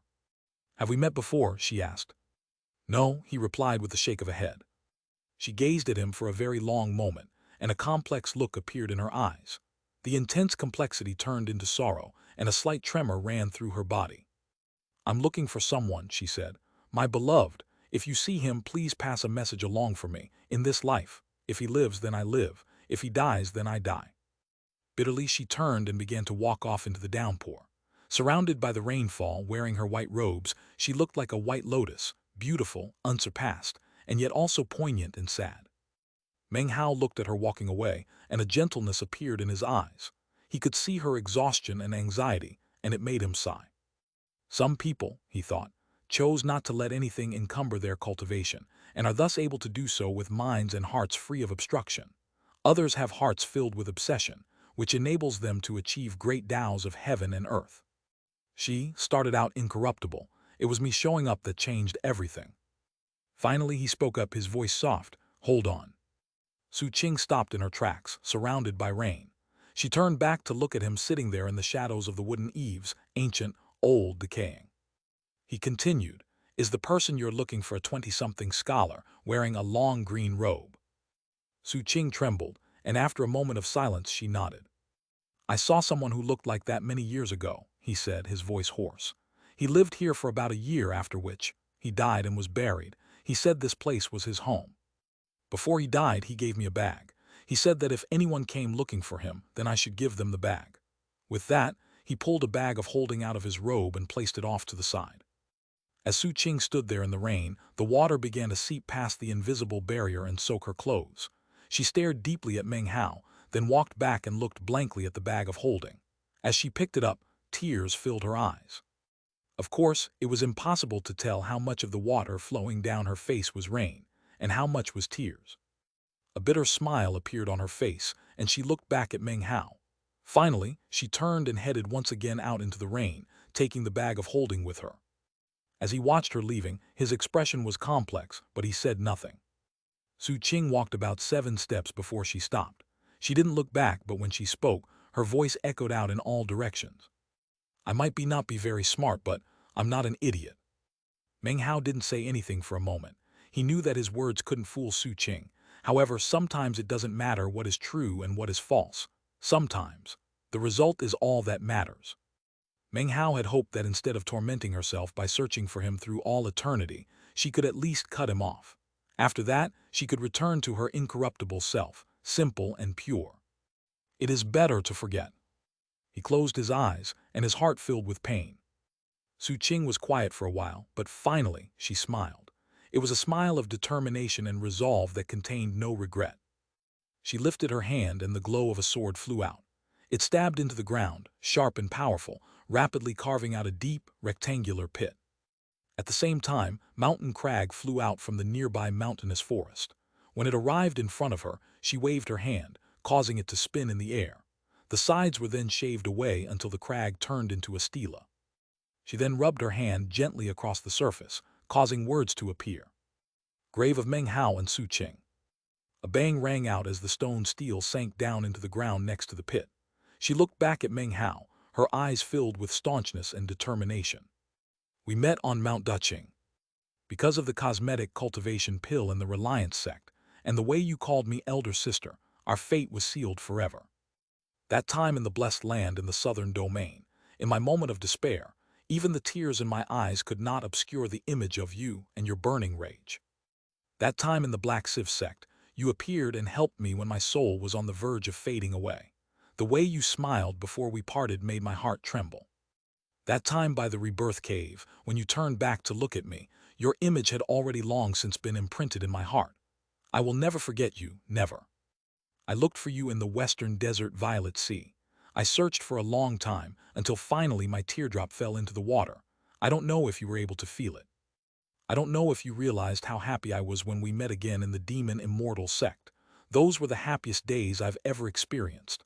Life was calm, and we accompanied each other as we practiced cultivation.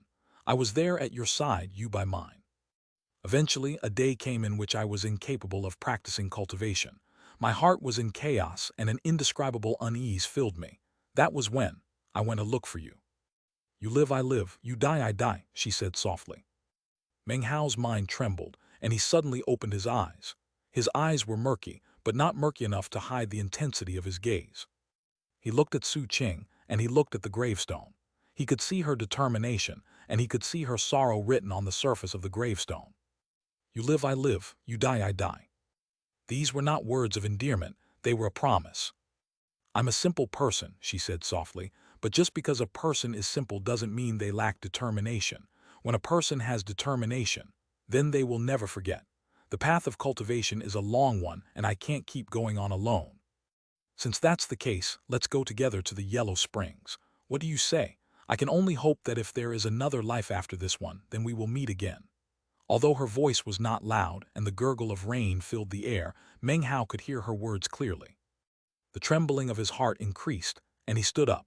He walked out from under the eaves, allowing the rain to drench him as he walked over to stand in front of Su Qing. The ground was slippery and the wind cold. Meng Hao was freezing and he looked more elderly than ever. Su Qing looked at him. To her, it didn't matter how much he had changed. To her, he was still that young man from Mount Duqing, her junior brother. Rain fell onto them, and even between them, but it couldn't stop them from looking into each other's eyes. Take me to the rebirth cave, Meng Hao said. The determination in his eyes grew more intense. He wanted to keep living, and he wanted that second life from the rebirth cave. He was doing it for himself, for the obsession in his heart, for Su Qing, and for all of his friends and family. Su Qing smiled and nodded. She stepped forward and took hold of his hand. Despite Meng Hao's weakness, her face still flushed when she found herself up against his chest. Time seemed to slow down for an eternity. At some point, it stopped raining. A rainbow appeared in the morning sunlight, and it was beneath that rainbow that Su Qing and Meng Hao transformed into a beam of light that shot off into the distance. Meng Hao could not fly, but he did have magical flight items. Under the control of Su Qing, the flying shuttle transformed into what looked like the eighth color of the rainbow. Time passed by. The flying shuttle was powerful enough that it only took 10 days to fly from the state of Zhao to the rebirth cave. When they finally landed outside, Meng Hao's face was even more ashen than before. The closer they got to the cave itself, the more Meng Hao felt his life force withering away. He was shriveling up, and the death aura that surrounded him only grew stronger. Things were different than they had been last time he was here. Perhaps then, Tai's presence had caused things to change from their normal state, and now that he had entered the rebirth cave, everything had returned to normal. Life was prohibited. This was the rebirth cave. Living beings were not allowed. The aura of death in the area made Meng Hao feel even weaker. As it thickened, however, Meng Hao could sense that a trace of opportunity existed within. To experience rebirth, one's body must first die. Only after death could one have life in defiance of the heavens. Meng Hao took a deep breath and walked forward. Even as he took his first steps forward, Su Qing reached out to support him. He looked back at her, and she returned the look but didn't say anything. The determination in her eyes said what thousands and thousands of words could not. "Living beings cannot enter this place," he said softly. She smiled faintly, and then led Meng Hao toward the inner region of the rebirth cave. As soon as they entered, Meng Hao became weaker than before. His body withered even faster, as if he were burning with an invisible fire. Every step forward, every step closer to the rebirth cave, caused his body, his soul, his everything, to waste away rapidly. At the same time, more than 10 streams of will spread out from within the rebirth cave. They looked coldly as Meng Hao and Su Qing approached. This chapter was sponsored by Robert Funk, Marcus Drabeck, Tracy Gurnella, Aludamiri Okanuga, Jonathan Valentin, and Zenaka. Chapter 688, Together. The Rebirth Cave was one of 3 danger zones in the southern domain. However, it ranked above the Tao Lakes and the ancient Temple of Doom in terms of how mysterious it was. That was because the Tao Lakes could be viewed as having been formed by ancient almighty figures who passed away in meditation. After they perished, their Taos dispersed, then experienced the vicissitudes of time, leaving behind countless shadows. As for the ancient Temple of Doom, its history was also a matter of record. The Rebirth Cave was unique. To say that it was the #1 danger zone in the southern domain was no exaggeration. In fact, if you looked at the entire southern domain as a whole, nothing was more shrouded in mystery than the Rebirth Cave. Throughout countless years, innumerable people had studied it in an attempt to pierce its secrets. It was said that inside, one could be reborn to live another life. For ages, many almighty experts came to the Rebirth Cave as they neared death. Not willing to follow the precepts of fate, they entered the cave to search for that opportunity. Unfortunately, those who actually succeeded were as rare as phoenix feathers and killing horns. One thing was certain: cultivators who entered the Rebirth Cave either succeeded or remained inside forever as nothing more than skeletons. The Rebirth Cave was surrounded by a forest of stones, which was a bit different than how Meng Hao remembered it from the first time he was there. The stones were scattered haphazardly in all directions and seemed to be imbued with ancientness and mystery, as if they passed through time in some strange and unique way. In the very center of the forest of stones was a squat mountain, 70% of which was made up by the entrance to the cave. It looked like a ghastly mouth, waiting to swallow up anyone who neared. The entire area was gloomy and cold, and the ground was covered with bluish, frosty ice. Everything was quiet, a quiet that for countless years had almost never been disturbed by anyone. With the exception of Tai. There were cultivators scattered around the region of the Rebirth Cave. Most were alone, or perhaps in small groups. Such people were here to try to get close to the Rebirth Cave and use its bizarre power to cultivate certain unique techniques. Most of them were rogue cultivators, and none dared to get too close to the cave. When Meng Hao and Su Qing entered the area, there was a group of 3 such people sitting cross-legged not too far off, meditating. Their eyes opened and they looked at Meng Hao. When they saw how weak he was, and the aura of death that surrounded him, their eyes glittered. They could immediately discern exactly why he was there. His aura of death is thick and he clearly has no cultivation base. Rebirth, how could it be that simple? Another person here attempting to be reborn. Although, why does that woman next to him seem so familiar? That's Goddess Su Qing from the Black Civ sect. Meng Hao left the southern domain hundreds of years earlier, and during that time, Su Qing's name had long since spread near and far. Not only were many people familiar with her personally, she was also the focus of quite a bit of public attention because of her position within the Black Civ sect. For her to appear at the Rebirth Cave was shocking to these 3 cultivators, and they immediately began to pay close attention. They also produced Jade slips that they used to send messages and notify others of what was happening. It took only moments for large numbers of rogue cultivators to hear the news. who then rushed over to that area of the rebirth cave to watch Meng Hao and Su Qing. The sounds of discussions echoed about, and soon, people began to speculate who the man next to Su Qing was. Su Qing completely ignored all the people watching on. In her world, there was only Meng Hao. It was difficult for Meng Hao to continue walking, but his eyes were filled with determination. His gaze was focused on the path ahead and on Su Qing, who held his arm to support him. Together, they proceeded onward. Occasionally, they would look at each other and smile. Meng Hao's expression was gentle. Su Qing's eyes were filled with tenderness. If this path were the road of life, then the two of them walked it side by side. It was not an easy path to follow. They were 30,000 meters away from the rebirth cave itself when Meng Hao began to shiver. The death aura now covered his entire body, and he looked almost exactly like a corpse. His face was ancient and his eyes deeply clouded. Next to him, Su Qing was also showing signs of aging. Her eyes were as resolute as ever, though, and every time Meng Hao looked over at her, his heart filled with pulses of tender affection. 30,000 meters, 25,000 meters, 20,000 meters. When they were only 15,000 meters away, Meng Hao's mind filled with intense exhaustion. He knew that by this point, the aura of death had entered into his soul. Su Qing was trembling and her face was pale. Her life force had once been vigorous and strong, but now it was rapidly fading, to the extent that random streaks of white could be seen in her long black hair. She looked at least 5 years older than she had before, and the further along she proceeded, the more she seemed to wilt. Meng Hao stopped walking and looked over at her. It was clear that he didn't want her to proceed along any further. "If you grow old, then I'll grow old with you," she said softly, gazing at him with a tender expression. He closed his eyes for a moment. When they opened, they glowed with a brilliant light. His withered body suddenly seemed to be filled with energy, as if the last sparks of his life force had been unleashed. He lifted his right hand, and power surged within him. This was the last bit of power that he could unleash from his spirit-severing fleshly body. He waved his sleeve, and power wrapped around Su Qing, sending her flying out from within the rebirth cave area. She was powerless to even struggle. Meng Hao's spirit-severing strength sent her away in the blink of an eye. When she reappeared, she was outside of the region of the rebirth cave. She bit down on her lip. She couldn't help but think back to the last time she and Meng Hao were here by the rebirth cave. She had only been able to stand there alone off in the distance, struggling inwardly as she watched him depart. "This time I won't sit by idly," she thought, her eyes filling with determination. Meanwhile, Meng Hao's aura had exploded out, filling the rogue cultivators in the area with complete shock. They instantly felt an incredible, indescribable pressure weighing down on them.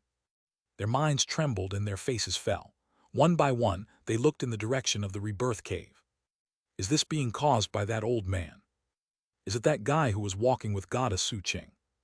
What cultivation base is that? Don't tell me, it's spirit severing. At the same time, Meng Hao's body transformed into a prismatic beam of light that shot toward the rebirth cave 15,000 meters away. In the blink of an eye, he passed the 10,000-meter mark and was at the border of the forest of stones. It was at this point that Meng Hao's body trembled as the last bit of his cultivation base power scattered thanks to the power of the stones in the forest. He dropped to the ground and leaned up against one of the stones. His face was deathly pale and his eyes blurry. He felt an indescribable aura of death in the area. It was so strong that it turned into a white mist that covered the ground in all directions. Every inhalation and exhalation was filled with death and decay. After a long moment, he struggled to lift up his head and then looked at the remaining 5,000 meters that lay between him and the rebirth cave. He gritted his teeth and slowly began to walk forward, one step at a time. Never before in his life had 5,000 meters been such a difficult distance to cross. After walking only about 1,500 meters, he coughed up a mouthful of blood, which was purplish-black and exuded an aura of rot. His eyes were even more cloudy than before, and his body was ice-cold and stiff. His consciousness was fading, and the only thing he could think about was walking forward.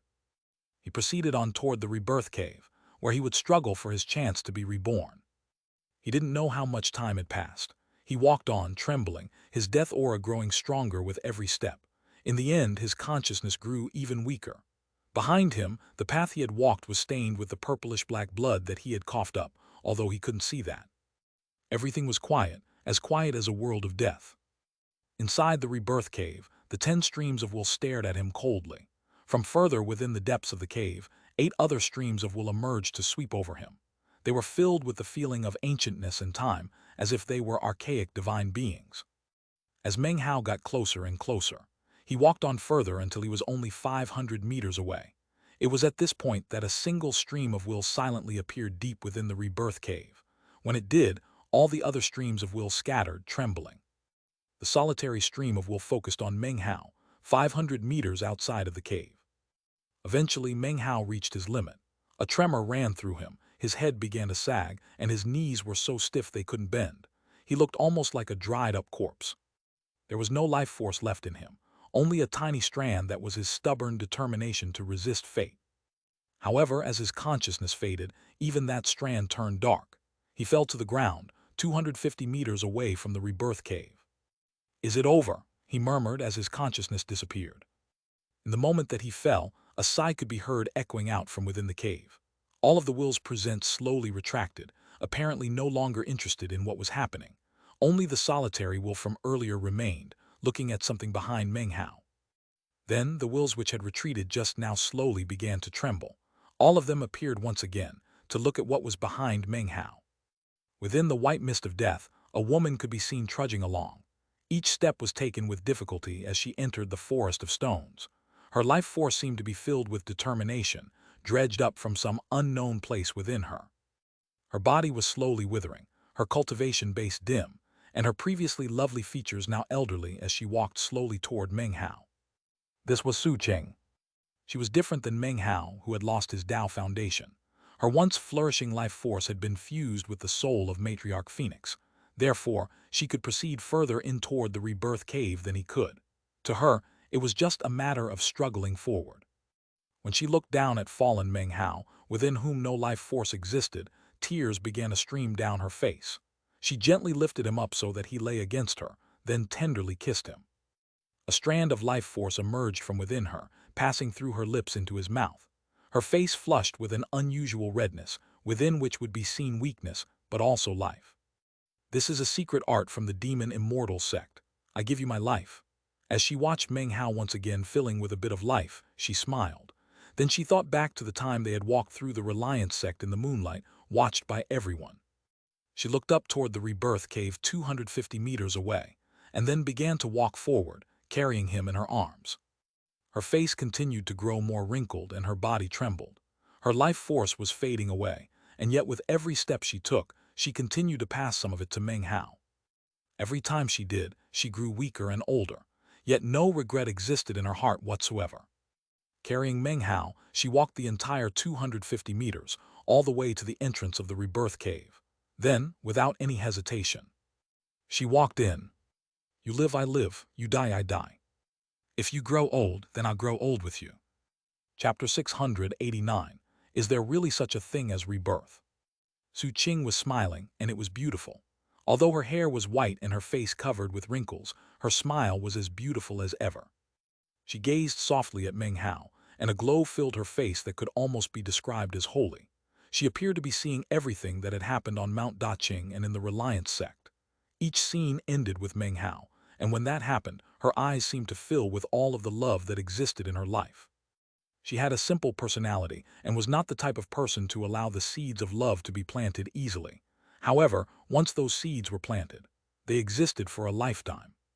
She held Meng Hao in her arms as she walked forward step by step, directly into the ghastly cave mouth in the side of the mountain, the rebirth cave.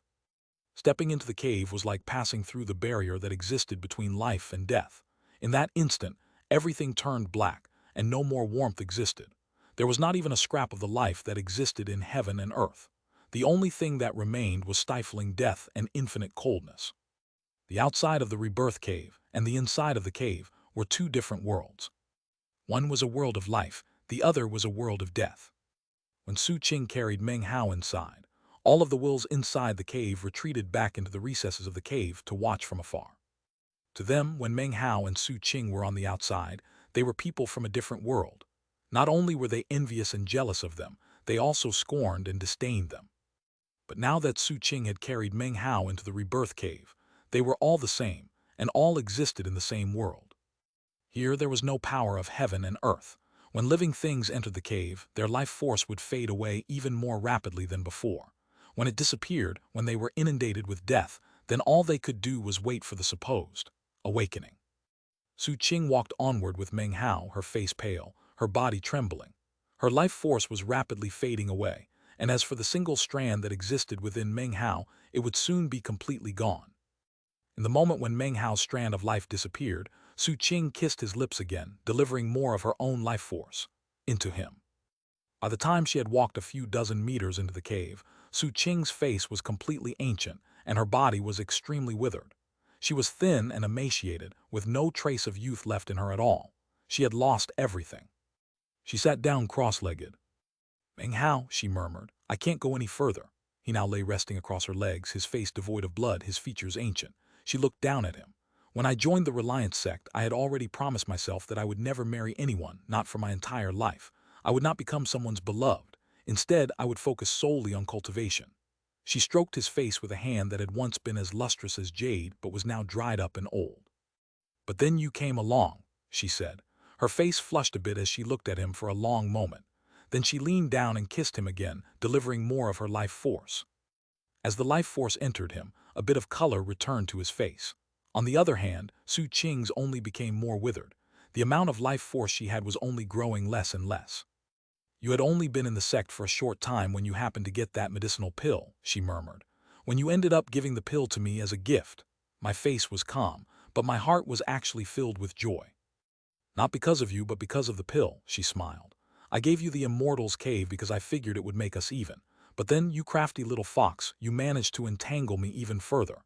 You got your hands on a cosmetic cultivation pill." When she thought back to everything that had happened back then, her smile grew sweeter, and she gently stroked Meng Hao's cheek. "Did you know that when you killed Zhao Wuging, I secretly helped to make sure no one found out? Down to this day, I don't think you ever realized that. And then you opened your shop in the sect. AI, if I wasn't there. Well, let's just say that by that time a lot of people had taken an interest in you." Su Qing wanted to smile but suddenly was overtaken by a fit of coughing. Fearful of disturbing Meng Hao, she covered her mouth. When she lowered her hand, it was covered with purplish blood. If the Reliance sect hadn't been destroyed, I wonder how things would have turned out. When I was taken to the Black Civ sect, I was met with coldness.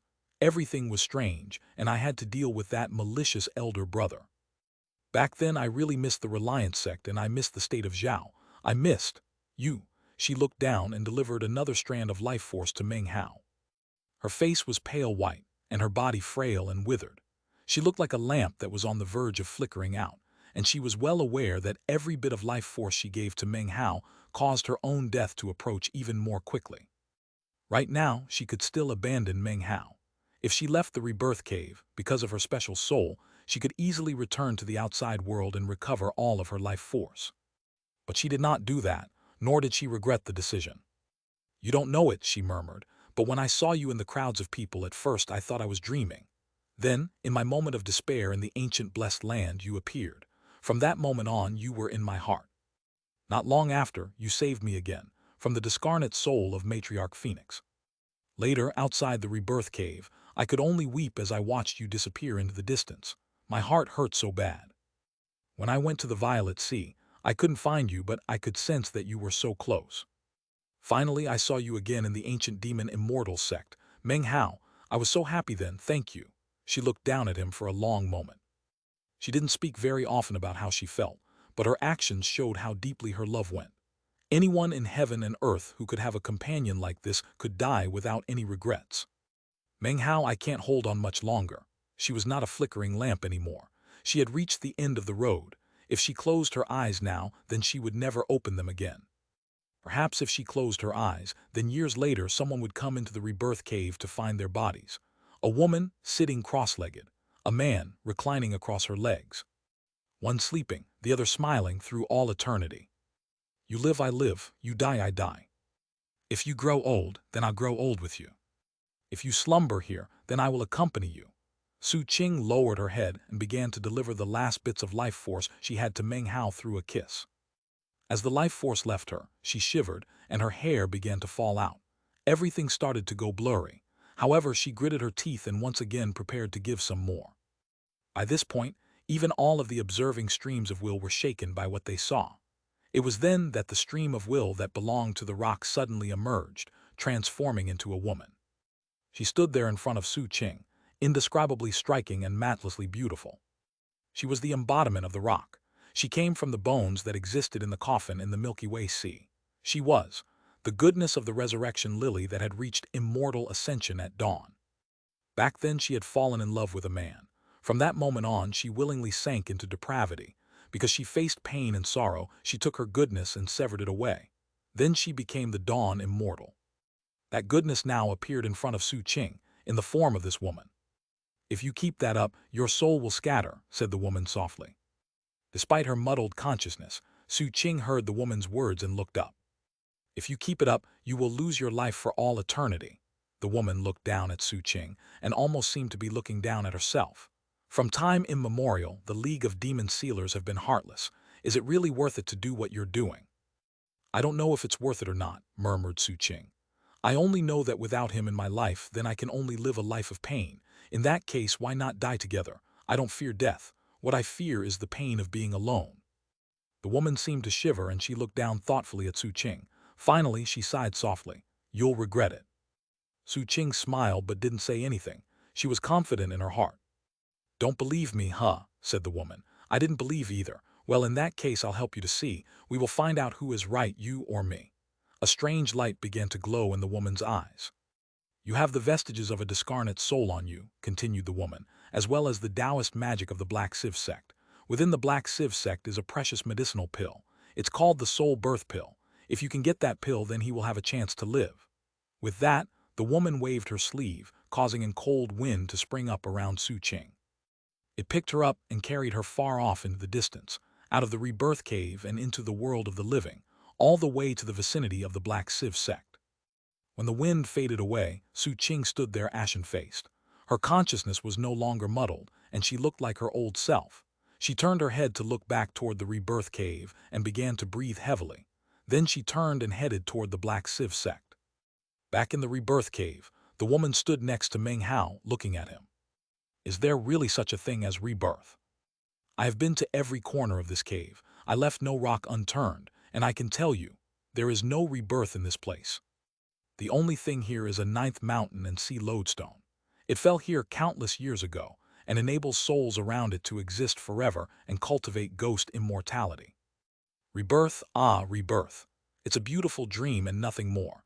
It's merely a fiction invented by people who aren't willing to die. The rosy picture such stories paint gradually obscured the truth, from one generation to the next." The woman's voice was strange and filled with bitterness, as well as exhaustion. As she lost herself in memories of the past, her body gradually faded away. Meng Hao lay there in the silence. He had no more consciousness, and everything around him was still. It was so quiet that it seemed as if no voices had existed in the area since ancient times. Without the support of Su Qing's life force, Meng Hao's own life force was rapidly diminishing. After enough time passed for half an incense stick to burn, it had completely vanished. Within him, immortal shows the way also withered, and gradually lost any usefulness to him. When that happened, a tall man sitting cross-legged deep within the rebirth cave looked up and sighed. "There really is no rebirth in this place," he said. "There is only a ninth mountain and sea lodestone. So he is not the one who can help me. Who have I been waiting for then? Where is the person I've been waiting for?" This man was none other than Chu Mintai. Note from Deathblade.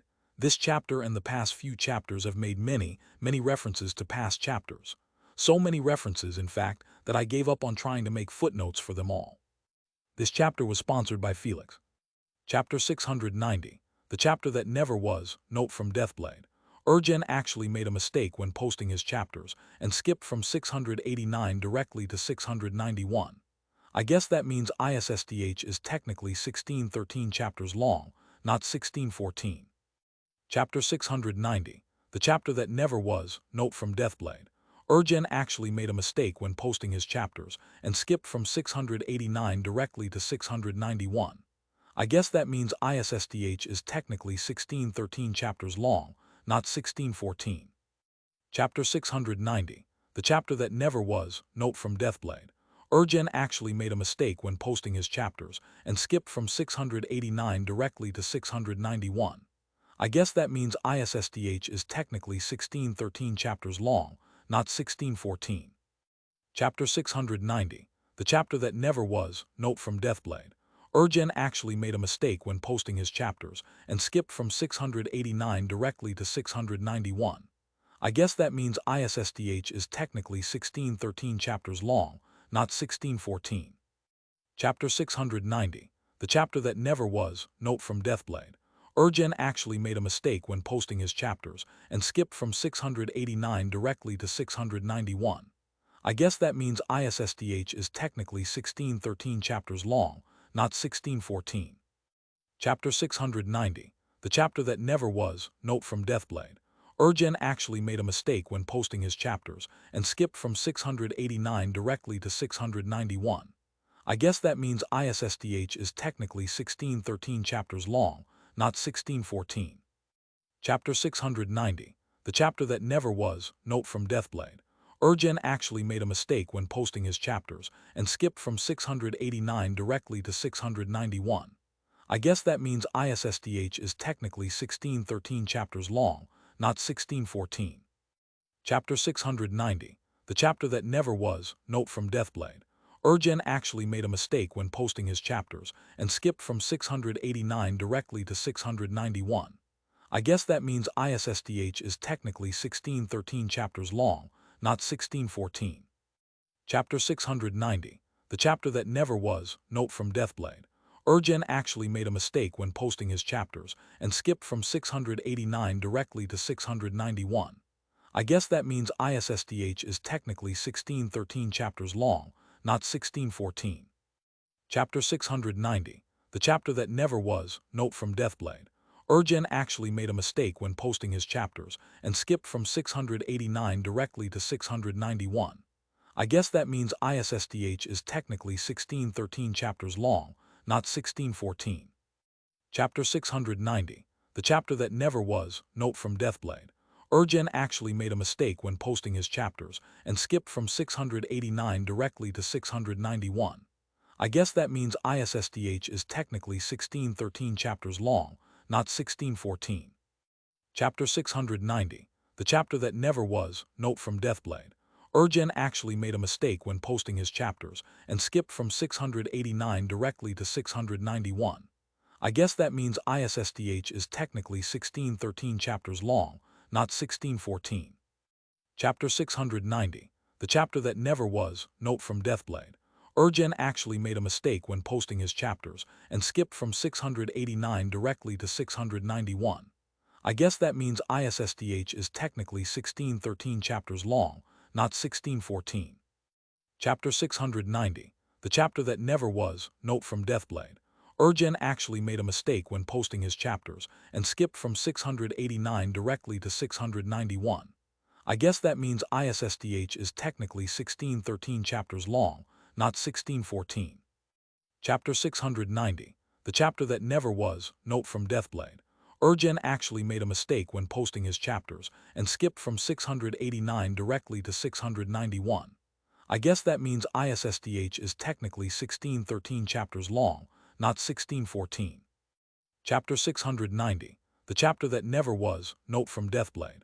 Urgen actually made a mistake when posting his chapters and skipped from 689 directly to 691.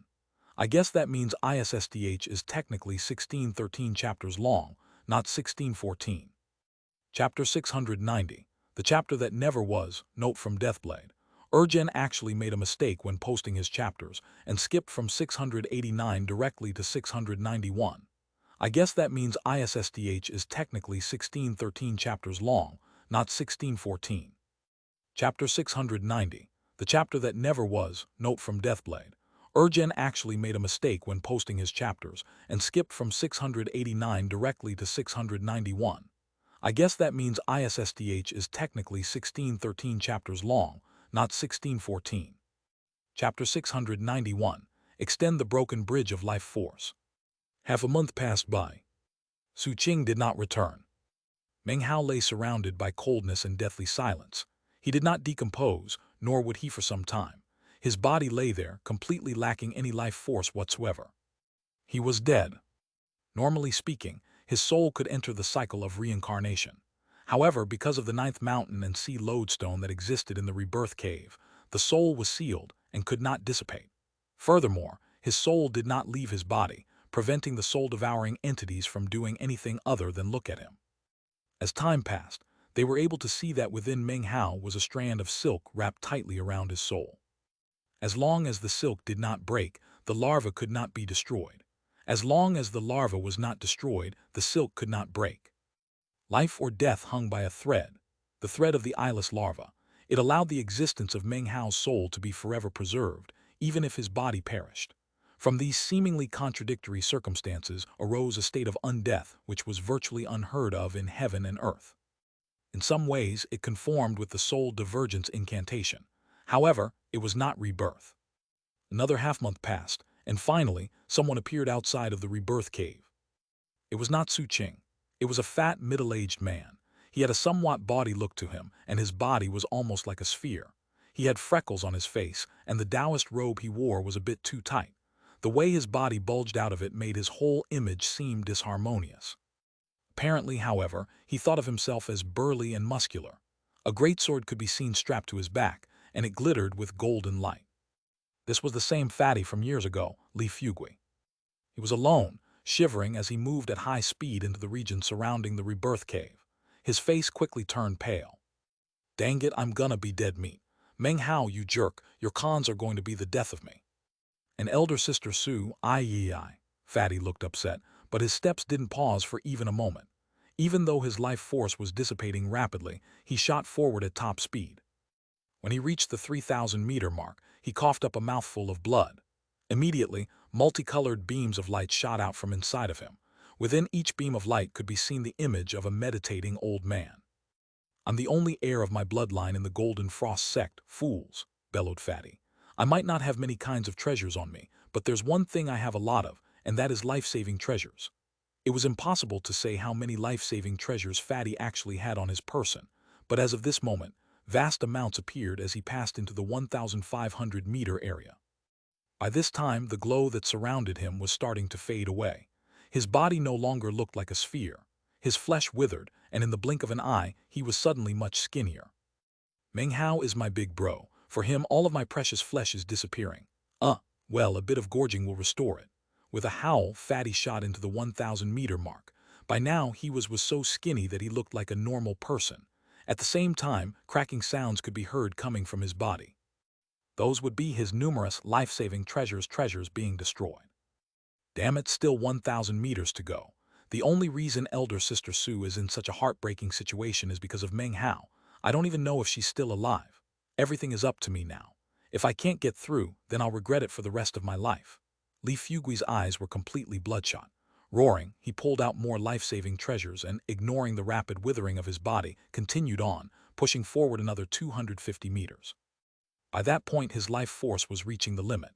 His vision was growing blurry and dark. If he went any further, he would die.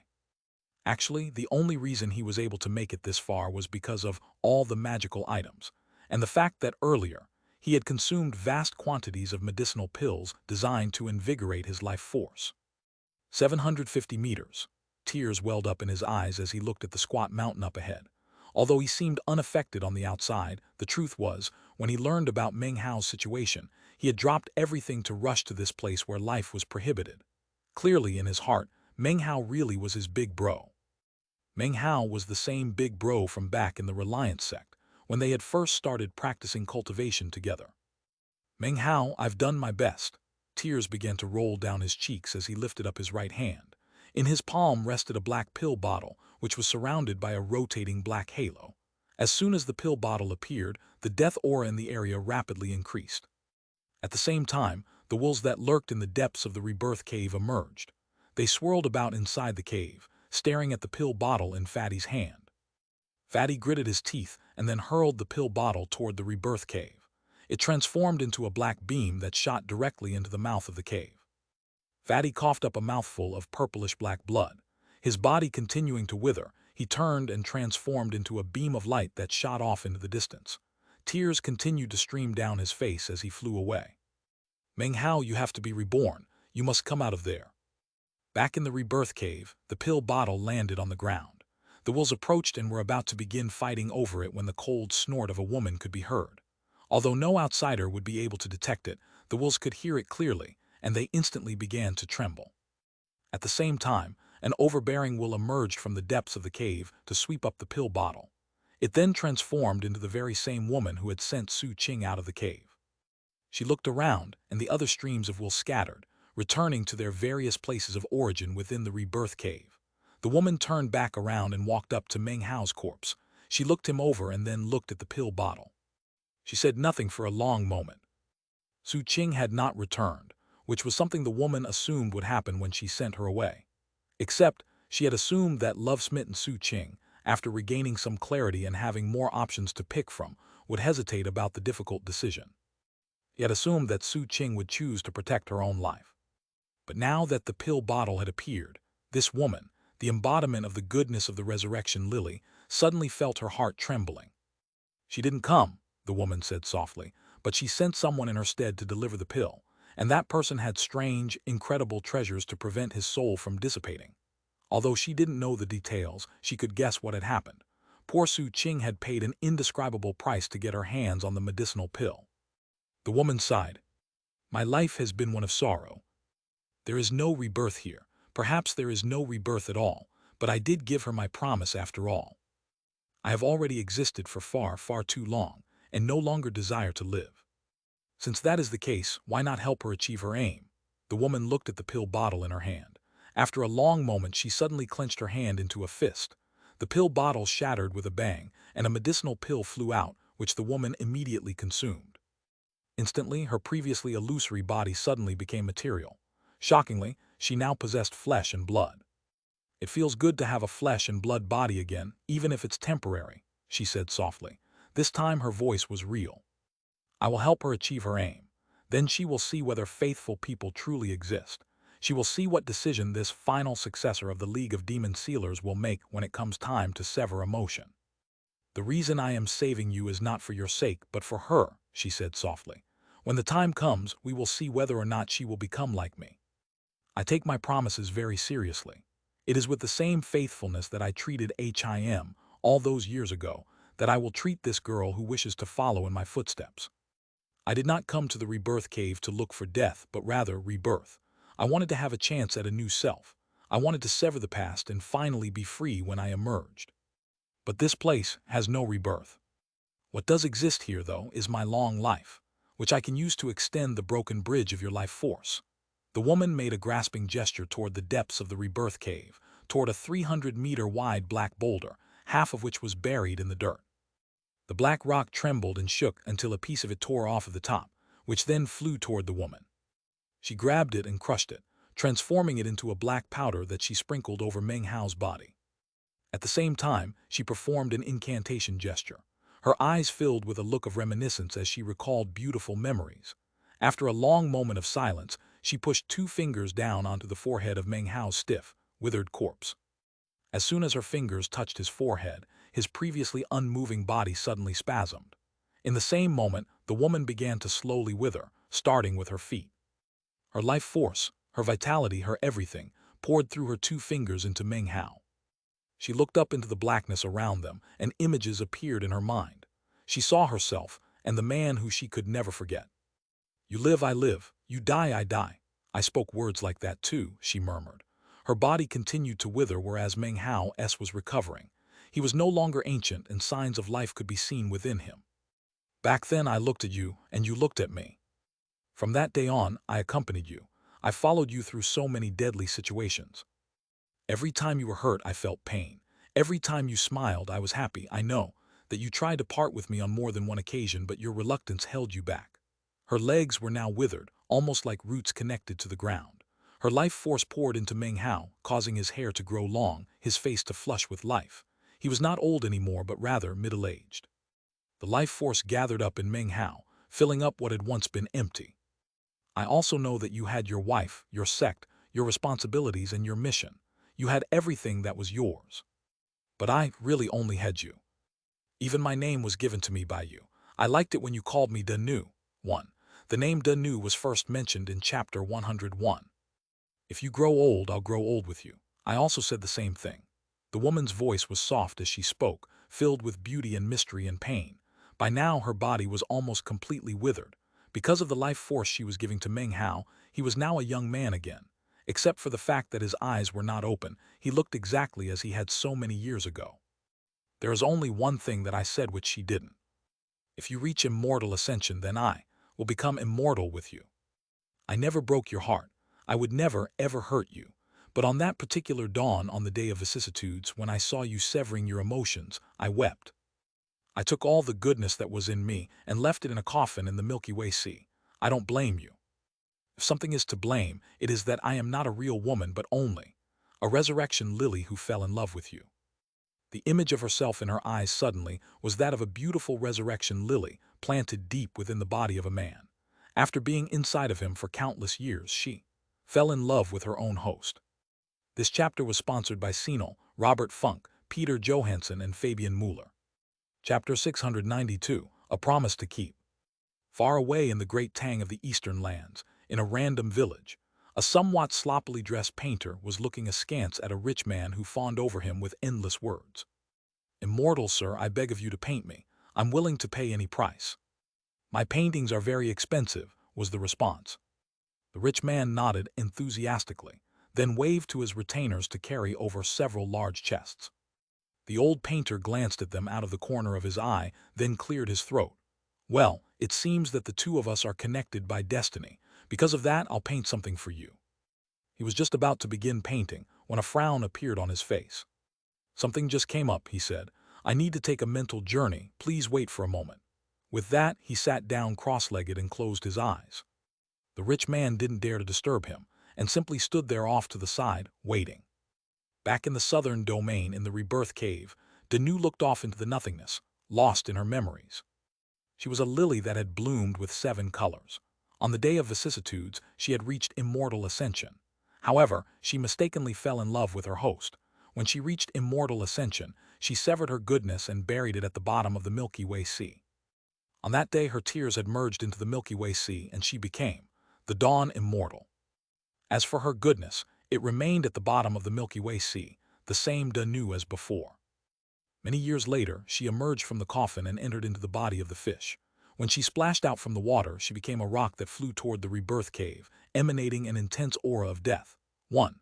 A fish turning into a bird-like creature is a common part of Chinese mythology. I've seen a few comments that I should translate rock as peng. Sorry to say, that would only be partly correct. Ergen consistently uses the full term Chinese letter, which combines the fish character kun and the bird character peng. If I were going to transliterate it, the most accurate term would be kun peng, not simply peng. Also in ISSDH, unlike the Kunpeng mythology, it is never described as a kun which transforms into a peng. It's described as a fish yu that transforms into a kunpeng. That aura of death came from her dead heart. In the rebirth cave, she had hoped to experience a baptism, a rebirth to become new. But no matter how she searched, there was no rebirth to be found in the rebirth cave. It was then that she understood. The rebirth cave was nothing more than a fantasy. She could not achieve rebirth, so she remained there, submerged in her memories. No one in the world could understand her pain. But then she saw Su Qing, and when she did, she realized that Su Qing was just like herself all those years ago. She sighed. The memories flashing in her mind's eye seemed to grow more beautiful. In contrast, her body was already more than half withered up, like a dying flower. The hand that touched Meng Hao's forehead was visibly draining as her boundless life force poured into his body. He was now completely recovered and didn't look old at all. Inside of him, glowing motes of light appeared. They packed together densely, interlocking to form into the shape of an arched bridge. However, the bridge was incomplete. In the very middle, there was a broken section, making it impossible for the bridge to be whole. Those motes of light were the life force that Danu was sending into Meng Hao, and that bridge was none other than the bridge of life. "I don't blame you," murmured Danu softly. Her eyes were blank, her mind submerged into memories that no one could see. Her entire arm was now dried up. The withering spread to her neck. It looked almost like tendrils, climbing up to her forehead and eventually covering her entire head. When the tendrils reached her eyes, she was thinking about the first time she had met her host. In that moment, he had looked at her, and she him. It was a moment that seemed as if it would last an eternity. I have never blamed you. When the withering took Danu's eyes, 2 teardrops fell. They rolled down her withered face and then landed on the ground with a soft patter.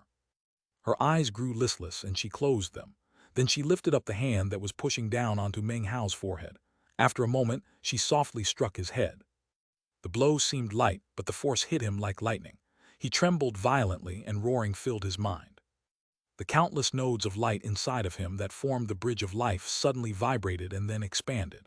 In that moment, the 2 sides of the bridge linked together, and it was whole. When the bridge of life was complete, Meng Hao's body spasmed in unprecedented fashion. He suddenly breathed again. His previously still heart began to emit a thumping sound. When his heart started beating, the powder Danu had created from the 9th mountain and sea lodestone swept toward his chest and fused into his heart. Ba-dump, ba-dump. His heart continued to beat, and the sound of it echoed throughout the rebirth cave. Suddenly, an incredible gravitation force exploded out inside of his heart. At the same time, his soul, which had been wrapped up by the eyeless larva silk, was caught up by the gravitational force. It merged into his heart and then was superimposed over his body. In this moment, the bridge of life was thoroughly linked and whole. Blinding light shone out to fill the rebirth cave, dispelling all of the darkness. The resplendent light was dazzling to the extreme. Meng Hao's blood began to flow. His life force was vigorous. His soul was back in place. He had returned to life. His eyes snapped open. The first thing he saw was Danu. He saw her withered body and felt his own surging life force. He could immediately sense the connection between it and the woman. His mind trembled. If by this point he couldn't understand what had happened, then his over 200 years of life would have been lived in vain. It was obvious that this woman had given him her own life force. Senior. Danu looked at him and her eyes suddenly flickered open. I gave you life, not for you but for her. An image suddenly appeared in his mind. He saw himself fall down outside the rebirth cave, and he saw Su Qing arrive.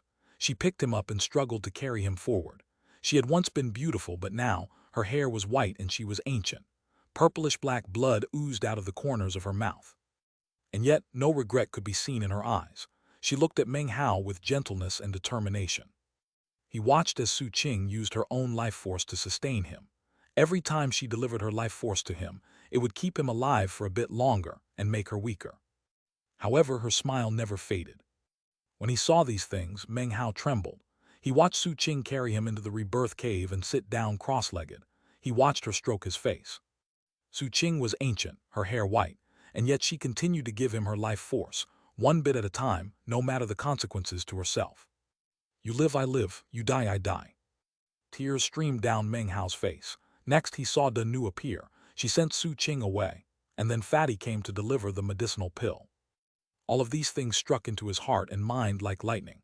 He trembled violently, and an intense dread suddenly filled him. Why didn't Su Qing bring it herself? Meng Hao didn't dare to think about it. He jerked his head up to look at Danu. At the same time, he rose to his feet. Inside, he knew something bad had happened to Su Qing. He had to go find her. He had to find Su Qing. However, in the moment that he stood, his face suddenly fell, and he stood there, terror-stricken and motionless. His hands clenched tightly into fists as he realized that he was constrained to the absolute limit. He shivered ceaselessly as he remembered that he had no cultivation base. He was completely empty. There is no such thing as rebirth, murmured Danu to herself. Her body was almost completely withered. She looked at Meng Hao and was just about to deliver the last of her life force to him and then slip into death when... Suddenly, everything began to shake and rumble. A black mist sprang out from within the depths of the rebirth cave. It quickly filled every corner of the cave, as well as the area hundreds of thousands of meters surrounding the cave, turning it all into a world of black mist. The black mist rose up into the sky, shockingly transforming into an enormous head. The head had black hair, and its facial features were blurry, but it was clearly immeasurably ancient. Who said there is no such thing as rebirth? Growled the voice. Danu looked up, and her eyes filled with a strange light. She had lived inside the rebirth cave for many years, and had visited all the areas within, but she had never sensed anything like this black mist. Even more shocked was Chumentai. He could hear the voice from his position deep in the cave, and it filled his mind with roaring. He shot to his feet, his face covered with astonishment. He had also been concealed in the cave for many years, and was very familiar with every inch of the place. However, he was completely unaware that anything like this existed inside.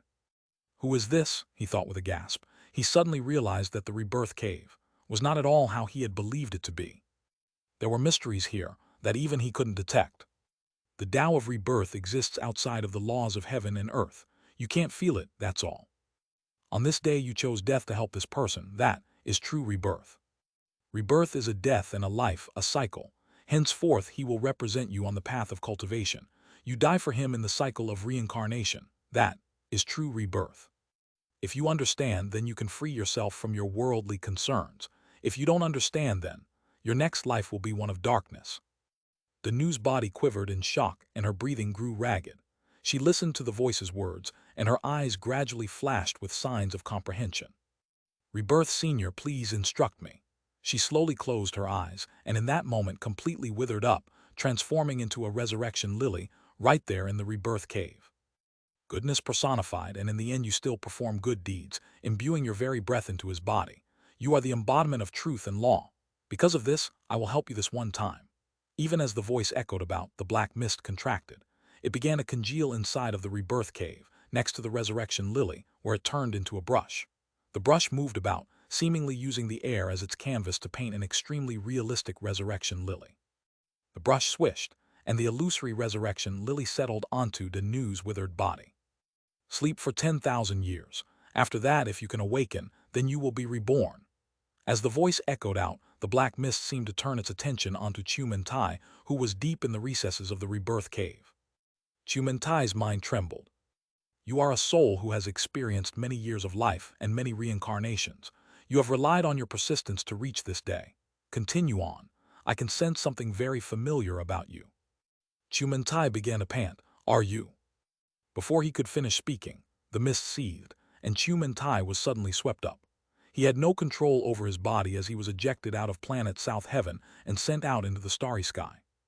Regardless of whether or not the person you are waiting for is here, said the voice, if all you know how to do is use others, then if the time ever comes in which you can bring back to life that person who exists in your heart, well, you will feel only regret.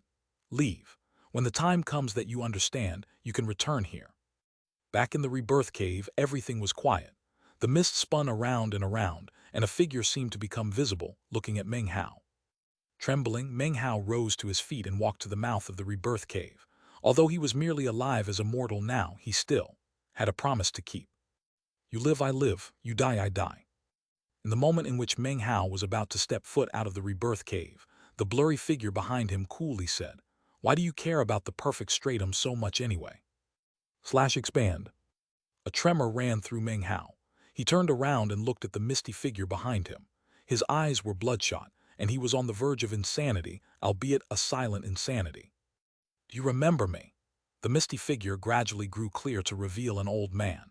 He looked ordinary, and yet within the ordinariness was an indescribably extraordinary disposition. Senior Shui Dongliu, said Meng Hao, trembling. Of course, he instantly recognized that this man was Shui Dongliu. 1. Here is a brief refresher about Shui Dongliu. He was introduced in chapters 194 and 197 during the Song clan's search for a son-in-law. He helped Meng Hao seal the resurrection lily into a painting in chapter 208. Zhen joked about him in the interlude after chapter 222. He made a super brief appearance in chapter 383, when Meng Hao refined the eyeless larva. He prevented Jai 19 from severing Meng Hao's karma in chapter 425.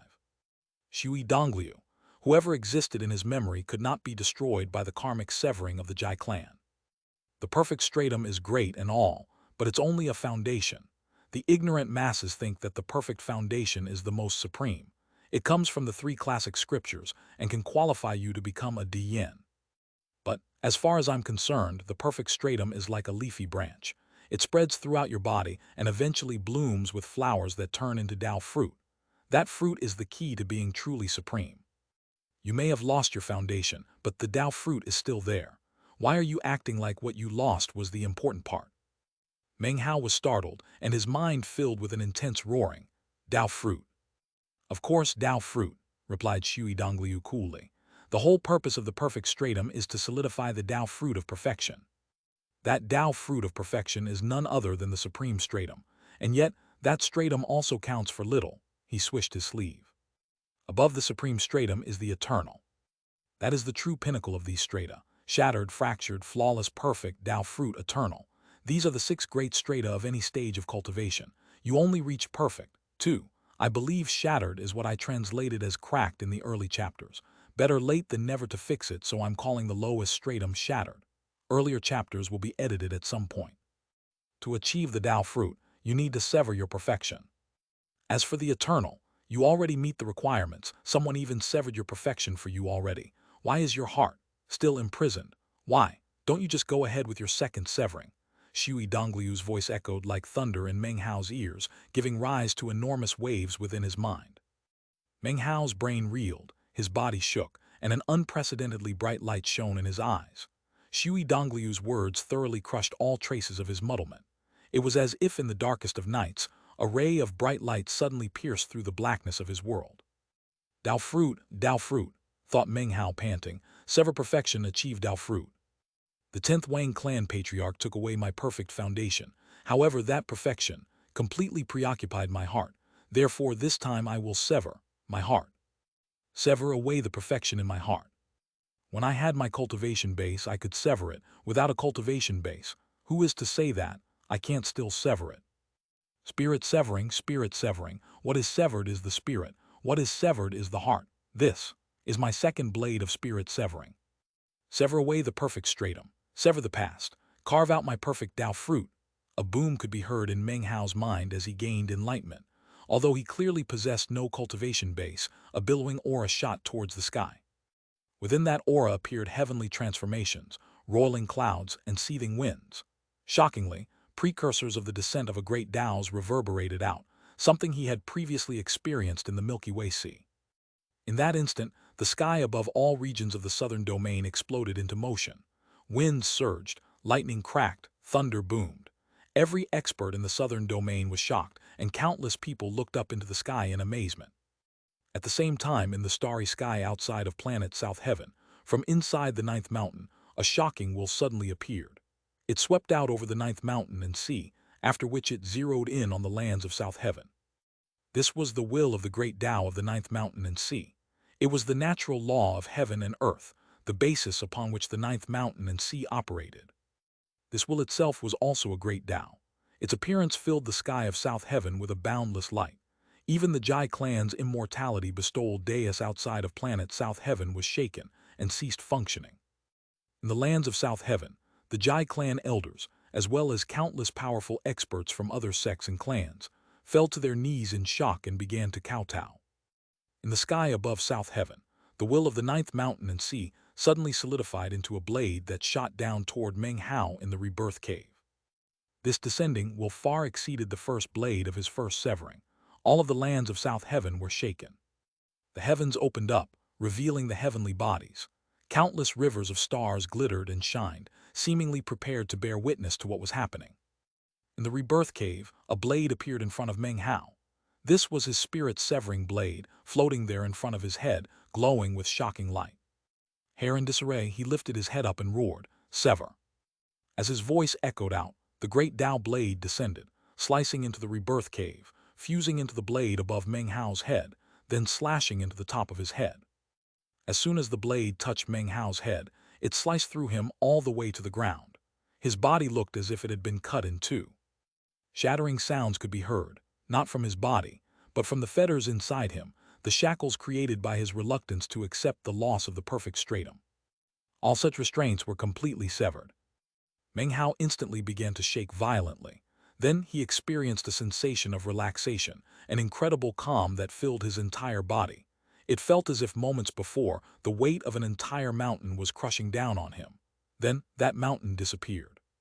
At the same time, shockingly, an image of a fruit appeared on his forehead, emanating a glow like that of a magical item. This was a Tao fruit. It was made up of countless magical symbols and looked perfect in every aspect. The 10th Wang clan patriarch could steal away Meng Hao's Tao foundation, but he could not take away his Tao fruit. The Tao fruit belonged solely to Meng Hao and could not be taken away by anyone. In the moment that the Tao fruit appeared, a cultivation base suddenly exploded out in Meng Hao. First it was qi condensation, then foundation establishment, then core formation, and after that nascent soul. After the peak of nascent soul, Meng Hao's desire for freedom and independence caused his first severing to reappear. His cultivation base was completely restored. Tribulation can also be good fortune. Meng Hao's energy was like a multicolored beam of light. His optimism for what would happen after severing the perfect stratum caused his body to tremble again. An even more powerful cultivation base aura suddenly spread out from his body. This was a second severing cultivation base. Dao Fruit Paragon. A strange light gleamed in Meng Hao's eyes, and he began to breathe heavily. His fleshly body returned to the heaven-defying state it had reached because of the art of fleshly sanctification. Furthermore, because of the indescribable boundless life force imparted to him by Danu, it was even more powerful than before. Dao Fruit is good, said Shui Dongliu levelly, but since you qualify for the eternal, why don't you sit down and try to gain enlightenment? He flicked his sleeve, causing Meng Hao instantly drop cross-legged to the ground. Ask yourself, what is the eternal?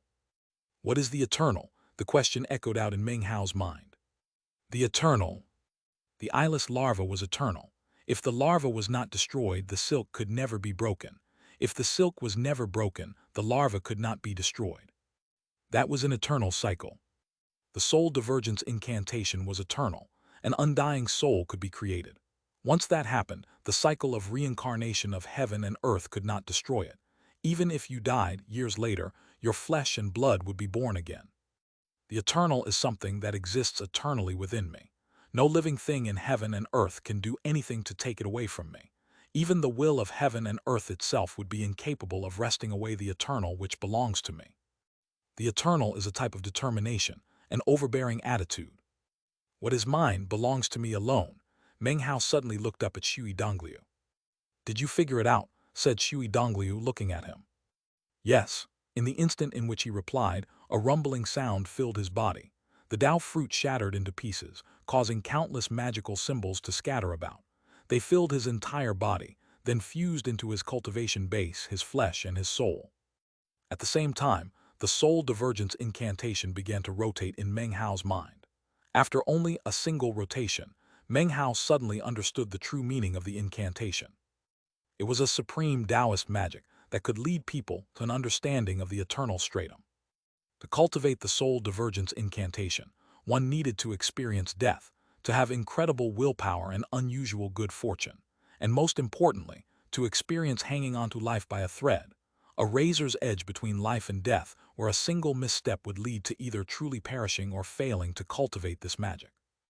As for Meng Hao, the reason he could gain enlightenment was because of the eyeless larva. Its thread of life and death had thoroughly entwined his soul so that it could not depart. His soul had been alive while his fleshly body was dead.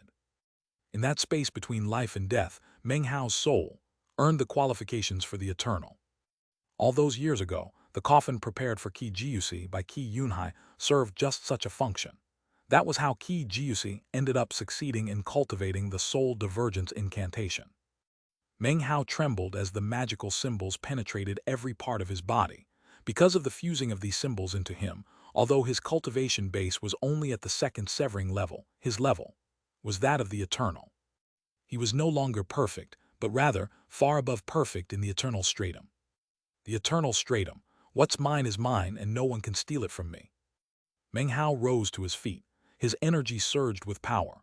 Because of the eternal stratum, his second severing cultivation base could far exceed the gap between it and the third severing. In fact, in combination with his fleshly body, he was now the number one person beneath Dao seeking. Meng Hao turned to Shui Dongliu, clasped hands and bowed deeply.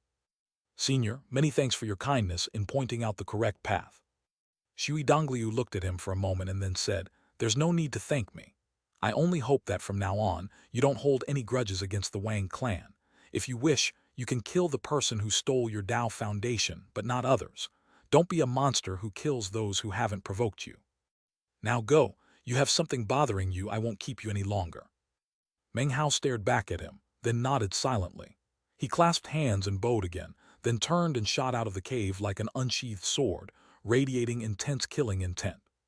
Shui Dongliu watched Meng Hao leave, then, after a long moment, turned and walked back into the depths of the rebirth cave.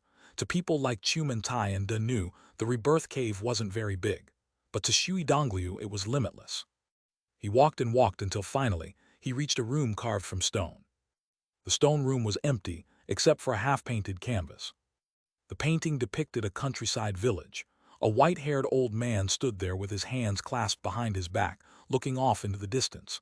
Next to him was a boy who appeared to be pleading for something. In return, the man shook his head. Shui Dongliu looked at the painting, and a look of reminiscence appeared in his eyes. Finally, he closed his eyes. In that instant, the old painter sitting cross-legged in the eastern lands suddenly opened his eyes. He smiled at the rich man standing in front of them, and then cleared his throat. My mental journey went well. Now let me start that painting for you. This chapter was sponsored by Rafael Ramirez. Chapter 694, He Came. Meng Hao emerged from the rebirth cave. In that instant, his cultivation base exploded out. He really was like a bared sword emanating monstrous sword chi. His killing intent radiated out, causing the air in the area to freeze. Frost spread out across the ground, covering stones in the nearby stone forest with sheets of ice. As he walked forward, his divine sense spread out until it encountered a familiar figure, standing outside of the rebirth cave region, looking on anxiously. Fatty, thought Meng Hao. He changed directions and a moment later reappeared directly next to Fatty. "Who's there?" cried Fatty, clearly scared half to death and on the verge of fleeing. He backed up nervously, and popping sounds could be heard as several dozen magical items suddenly appeared. When he saw Meng Hao, he stared in shock. Then he started hollering at the top of his lungs, "Meng Hao, Meng Hao." A smile appeared on Meng Hao's face. It had been many years since he last parted ways with Fatty, but as of now, he could clearly sense the feelings of friendship that existed in Fatty's heart. Neither of them said anything more. They strode forward and shared a manly embrace. Fatty's heart was completely filled with joy.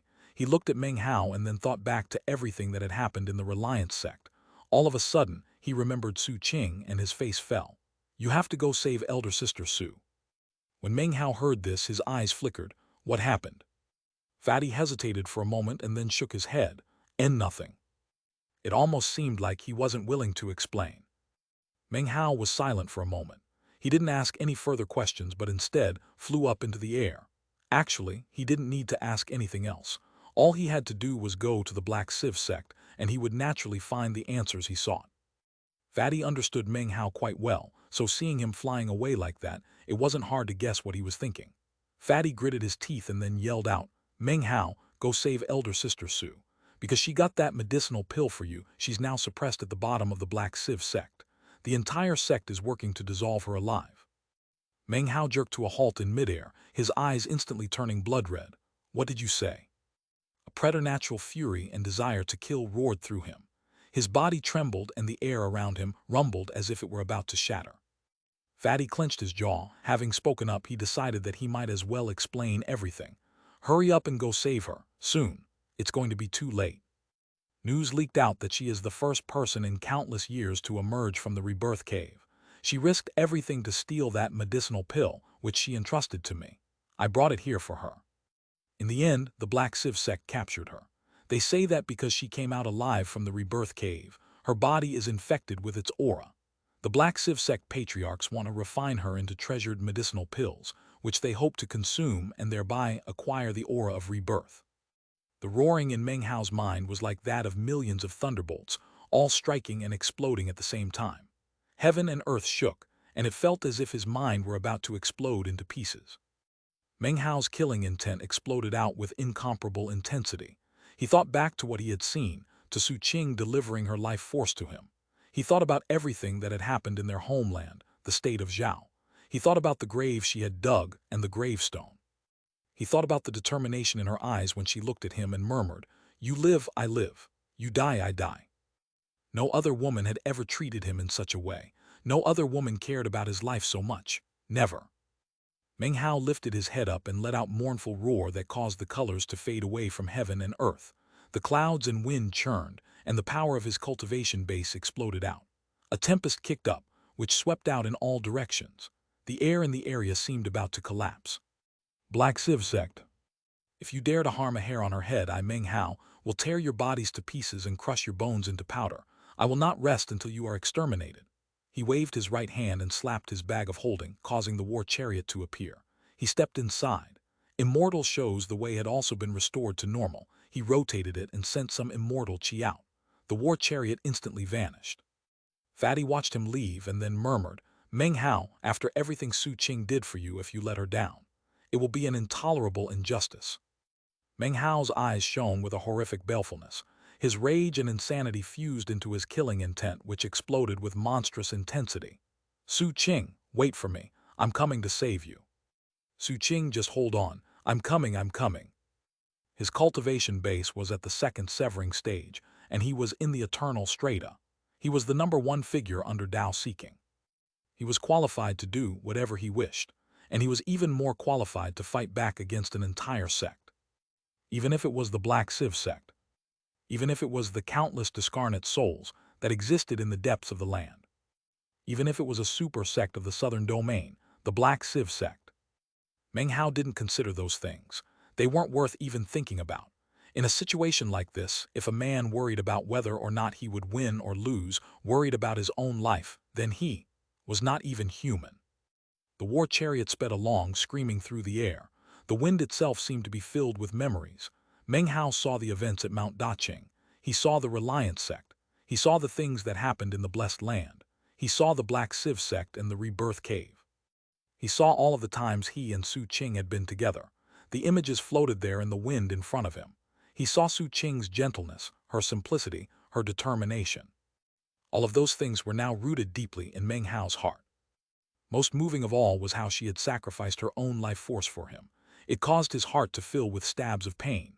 As of this moment, the killing intent he felt was greater than at any point in his entire life. "Su Qing, if you can sacrifice your life for me, then I can do the same for you. From this day forward, you are my beloved. Heaven and earth can bear witness to my words. You live, I live. You die, I die." //. The Black Civ sect was a grand place. The 100,000 mountains surrounding it served as a foil to the 99 mountains within their center. Above the 99 mountains floated the first mountain, upturned to create something that was almost a continent. On its underside, willows draped down, some a few dozen meters long, others hundreds. Clouds curled up around this massive land, giving it a truly celestial feeling. Richly ornamented buildings, pagodas, and temples covered it. Beneath it, the 99 mountains were all connected with colorful arching bridges. It was extraordinarily beautiful. Gurgling water dripped off of the ragged rocks on the bottom of the floating mountain, making the sect a place of indescribable beauty. The faint sound of bells filled the air, creating an incredibly serene air. Currently, the entire Black Civ sect was enveloped in a thick black fog. Outside of the black fog were Black Civ sect spell formations, all in full rotation. They let out pulsing ripples, filled with crushing energy that formed the shape of a lotus. The lotus had 99 petals, each one of which was made up of 99 lotuses. The entire thing formed into a gigantic, shocking lotus. Inside the formation were the disciples of the Black Civ sect, sitting cross-legged in meditation. From up above in the sky, it was possible to tell that of the hundreds of thousands of disciples of the 99 mountains. All disciples were participating in the meditation, regardless of the level of their cultivation bases. As for the 99 mountains themselves, they formed a central spell formation within the larger spell formation. They too rotated, combining their power with that of the hundreds of thousands of cultivators, all of the Black Civ sect's resources, to pour into the first mountain, into the sect's legacy precious treasure. It was a gigantic incense burner that existed on top of the first mountain, which was so high that it seemed connected to the heavens. The enormous incense burner was the subject of generation after generation of worship and sacrifice. 3 huge sticks of incense eternally burned inside of it, and the smoke that rose up into the sky was blown by the wind into wisps that resembled willow branches. It was as if within these strands, one could see visions of fleeting, ever-changing lives that belonged to spirits from the underworld. Sitting cross-legged around the incense burner were 3 old men. Each one had ancient features and rarely stepped even half a foot outside of the Black Civ sect. As for their cultivation bases, all were in the spirit severing stage. These were the Tao reserve of the Black Civ sect, its very foundation. The strongest of the 3 was the ruddy-faced old man in the center position, Murong Duo. His cultivation base was at the 3rd severing level. Of the other 2, one was in the 2nd severing level, the other the 1st. These were the patriarchs of the Black Civ sect.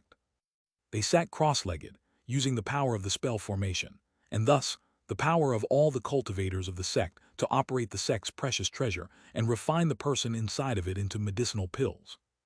This was a magical technique known as heaven and hearth reincarnation refinement, in which the subject was dissolved over a period of 49 days. No one could hold out for any longer than that. Eventually, the subject would melt into blood, which would then congeal into the medicinal pill. An indistinct figure could be seen within the incense burner. It was only possible to tell that it was a woman. Her face was not clearly visible, and her body was covered with countless magical symbols. The symbols were deeply imprinted into her flesh and blood, and glittered with bright light as they slowly worked at dissolving her. The woman was trembling, gritting her teeth as she continued to endure. It seemed that her body might be fully dissolved at any moment. The aura of the rebirth cave pulsated off of her. Every time it did, it would be absorbed by the incense burner, which would then burn hotly and send out a shocking red glow. The three old men began to discuss the matter. So it turns out that she has been able to endure for 37 days. This Xianxia has unswerving determination. Sadly, her body is infected with the aura of the rebirth cave. She's the first person in years to emerge alive from the rebirth cave. In that case, she is simply destined to be refined into rebirth pills. With such medicinal pills, the slumbering ancestor of the Black Civ sect will have a chance to be reborn. It's a real pity she has the soul of Matriarch Phoenix within her. Unfortunately, her Tao of Nirvana will be lost, never to be handed down. However, sacrificing her and losing a single legacy to improve the entire sect means that her death will be worth it. This matter is not just something that must be done by the Black Yang sect, but also your Civ Yin sect. After all, our ancestor is your emperor. The three old men looked at the incense burner, and their eyes burned with passion. At the same time, the trembling, indistinct figure inside of the incense burner let out a quavering murmur. Meng Hao, are you okay? If you ever are reborn by the time you emerge, it will be too late. Well, I was the one who failed to keep my promise. You're not to blame. If it turns out that you weren't reborn, well then, I'll be going to accompany you soon. As we said, you live, I live. You die, I die. In that exact moment, an incredible boom could be heard outside of the Black Civ sect spell formation. It was far more shocking than thunder. An ancient war chariot appeared, emanating intense killing intent and madness. The air shattered as it appeared. Meng Hao stood in the war chariot, clothed in a green robe. He gripped the flag of 3 streamers in his right hand, which he waved out in front of him. It stretched out, creating a black screen that seemed capable of blotting out the entire sky. At the same time, Meng Hao's eyes flashed with an unprecedented desire to slaughter. He came to keep his promise. Chapter 695, Attack the Black Civ Sect. Meng Hao's appearance on the scene shook the heavens and rocked the earth. Everything trembled and enormous, endless ripples spread out. A massive roaring echoed out as the war chariot appeared, shattering the air. Meng Hao stood in the middle of the war chariot as cracking sounds filled the air. Countless fissures sprang into being. The entire sky was like a mirror that someone had punched their fist into. Although it was not completely shattered, shocking cracks could be seen spreading out in all directions. That was especially true because of the flag of 3 streamers that he wielded. This was his first time truly and intentionally unleashing the full, incredible power of the flag. It whipped about, its blackness covering everything, splitting the sky into 2 worlds, one of light, one of darkness. Meng Hao's eyes were completely bloodshot as his gaze swept over the scene in the Black Civ sect. He saw the black mist, and he saw the domineering lotus flower. He sent his divine sense out, but the lotus spell formation and the black mist therein formed a great spell formation that completely protected the mountains of the Black Civ sect. This was no ordinary spell formation. Even Meng Hao's powerful divine sense could not penetrate inside. His killing intent instantly surged. Black Civ sect, he shouted. The sound rumbled about, more intense than lightning. His fleshly body was at the peak of spirit severing, and his cultivation base was at the peak of the second severing. This was the first time he had ever shouted in such a way after entering the eternal stratum. He pushed his hand down onto the chariot, and instantly the flag of 3 streamers swished. The blackness, which was like nighttime consuming light, swept toward the huge lotus that surrounded the Black Civ sect. Booms could be heard echoing out. Heaven and earth trembled, and the sound of explosions filled the air. The lotus instantly collapsed, but then reappeared. Apparently, the aura of the 100,000 mountains was sustaining what would be an endless succession of enormous spell formations. Because of Meng Hao's shout, as well as the collision between the flag of 3 steamers and the great spell formation, the ground quaked violently.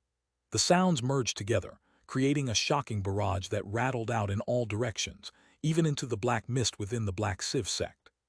The disciples of the Black Sieve sect suddenly could all hear Meng Hao's enraged voice. "Hand over Su Qing," he said. This was his second sentence. The power of his words far exceeded that of his first sentence.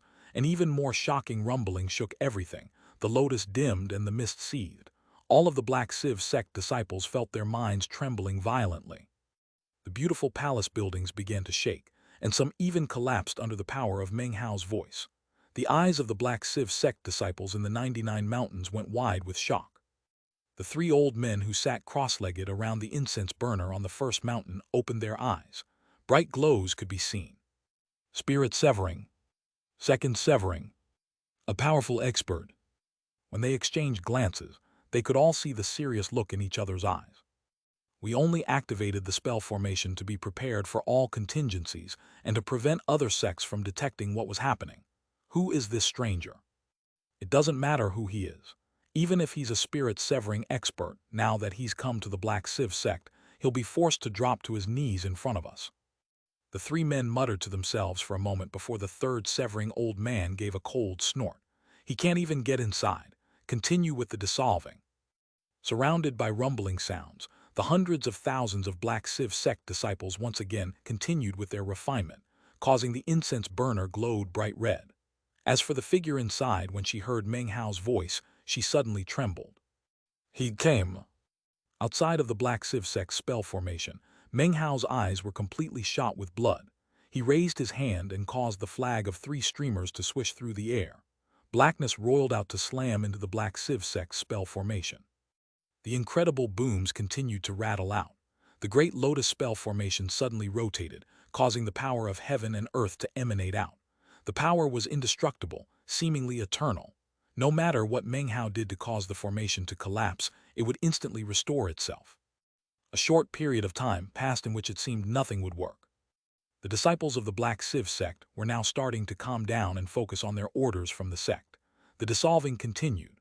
As for the old men surrounding the incense burner, cold smiles twisted their lips as they proceeded with the refinement. They were not worried.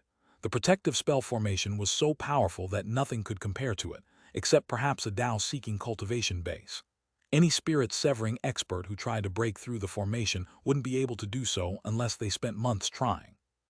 As for the refinement process, they only needed a few more days to finish. Then they would be able to go against this opponent with the full strength of the sect. Even if he was a second severing cultivator, he would be dead for sure.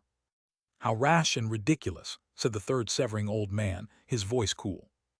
Meng Hao stood in the war chariot glaring at the enormous lotus. He had already destroyed the damnable thing at least 100 times with the flag of 3 streamers. However, no matter how many times he shattered it into pieces, it would completely recover, seemingly completely undamaged. They mustered all the power of heaven and earth from all 100,000 mountains of the Black Sieve sect to back this spell formation. What I'm fighting against is not the formation, but the power of heaven and earth from these 100,000 mountains.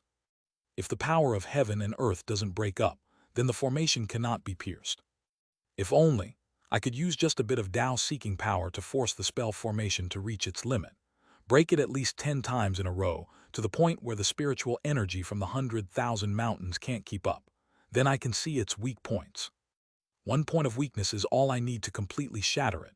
Meng Hao lifted his right hand and made a grasping motion, causing the flag of 3 streamers to return to him. It swirled through the air around him, almost like a black cloak that covered his green robe. He placed his hand onto the war chariot and rotated Immortal Shows the Way, sending pulses of immortal chi into the chariot.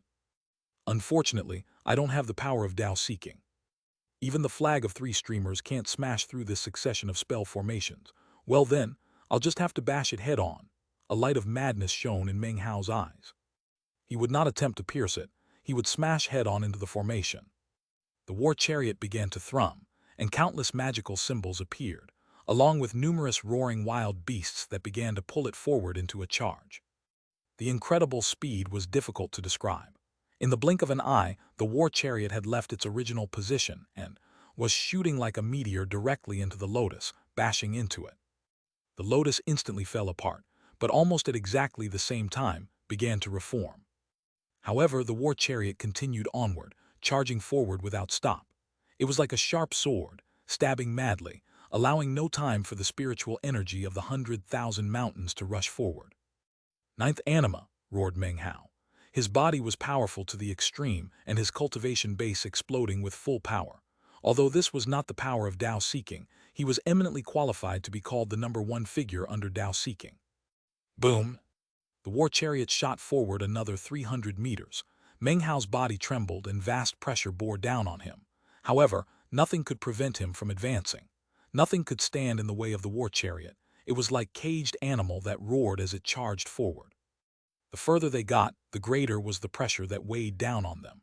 The interior of the lotus collapsed, but as before, began to heal. The 100,000 mountains rotated, and the spiritual energy poured out boundlessly. Meng Hao raised his hand up and then pointed out. Demon sealing 8th hex. Seal the spiritual energy of these 100,000 mountains. An incredible roar filled the air as the 100,000 mountains shuddered. Meng Hao shouted out as the war chariot charged forward madly, another 300 meters. It was now only about 600 meters from the position where the black mist began.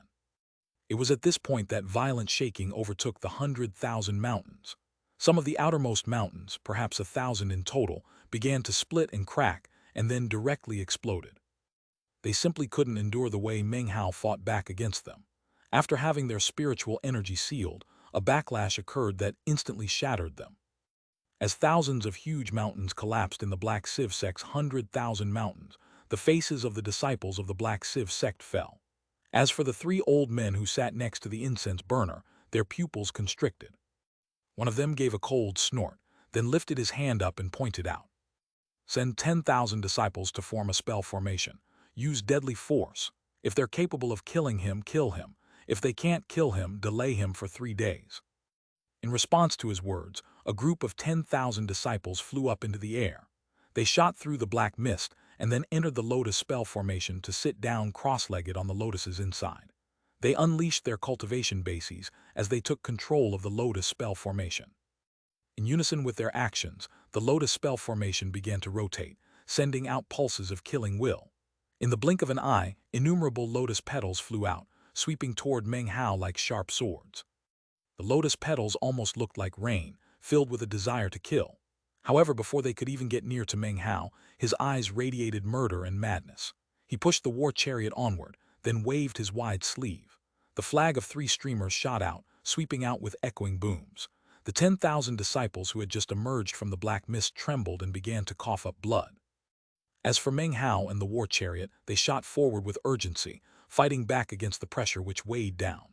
They moved another 300 meters. By this point, Meng Hao felt as if 100,000 mountains really were pressing down onto his body. They would soon crush him into a pulp. As for the immortal qi inside of him, he couldn't control it anymore. It would be difficult to push the war chariot through the final 300 meters. A bright glow appeared in Meng Hao's eyes as, without hesitation, he put the war chariot away, and then relied on the strength of his fleshly body to continue on through the last 300 meters. As soon as he proceeded forward, the pressure from the 100,000 mountains bore down. Meng Hao trembled, and cracking sounds could be heard. He stopped in place. Seeing him stop moving caused the 10,000 disciples to feel a bit more confident. They all began to perform incantations, causing the lotuses they were sitting on to teleport forward toward Meng Hao. Shockingly, the lotuses started forming together into a huge statue of a 3-headed, 6-armed god. The statue was incredibly formidable.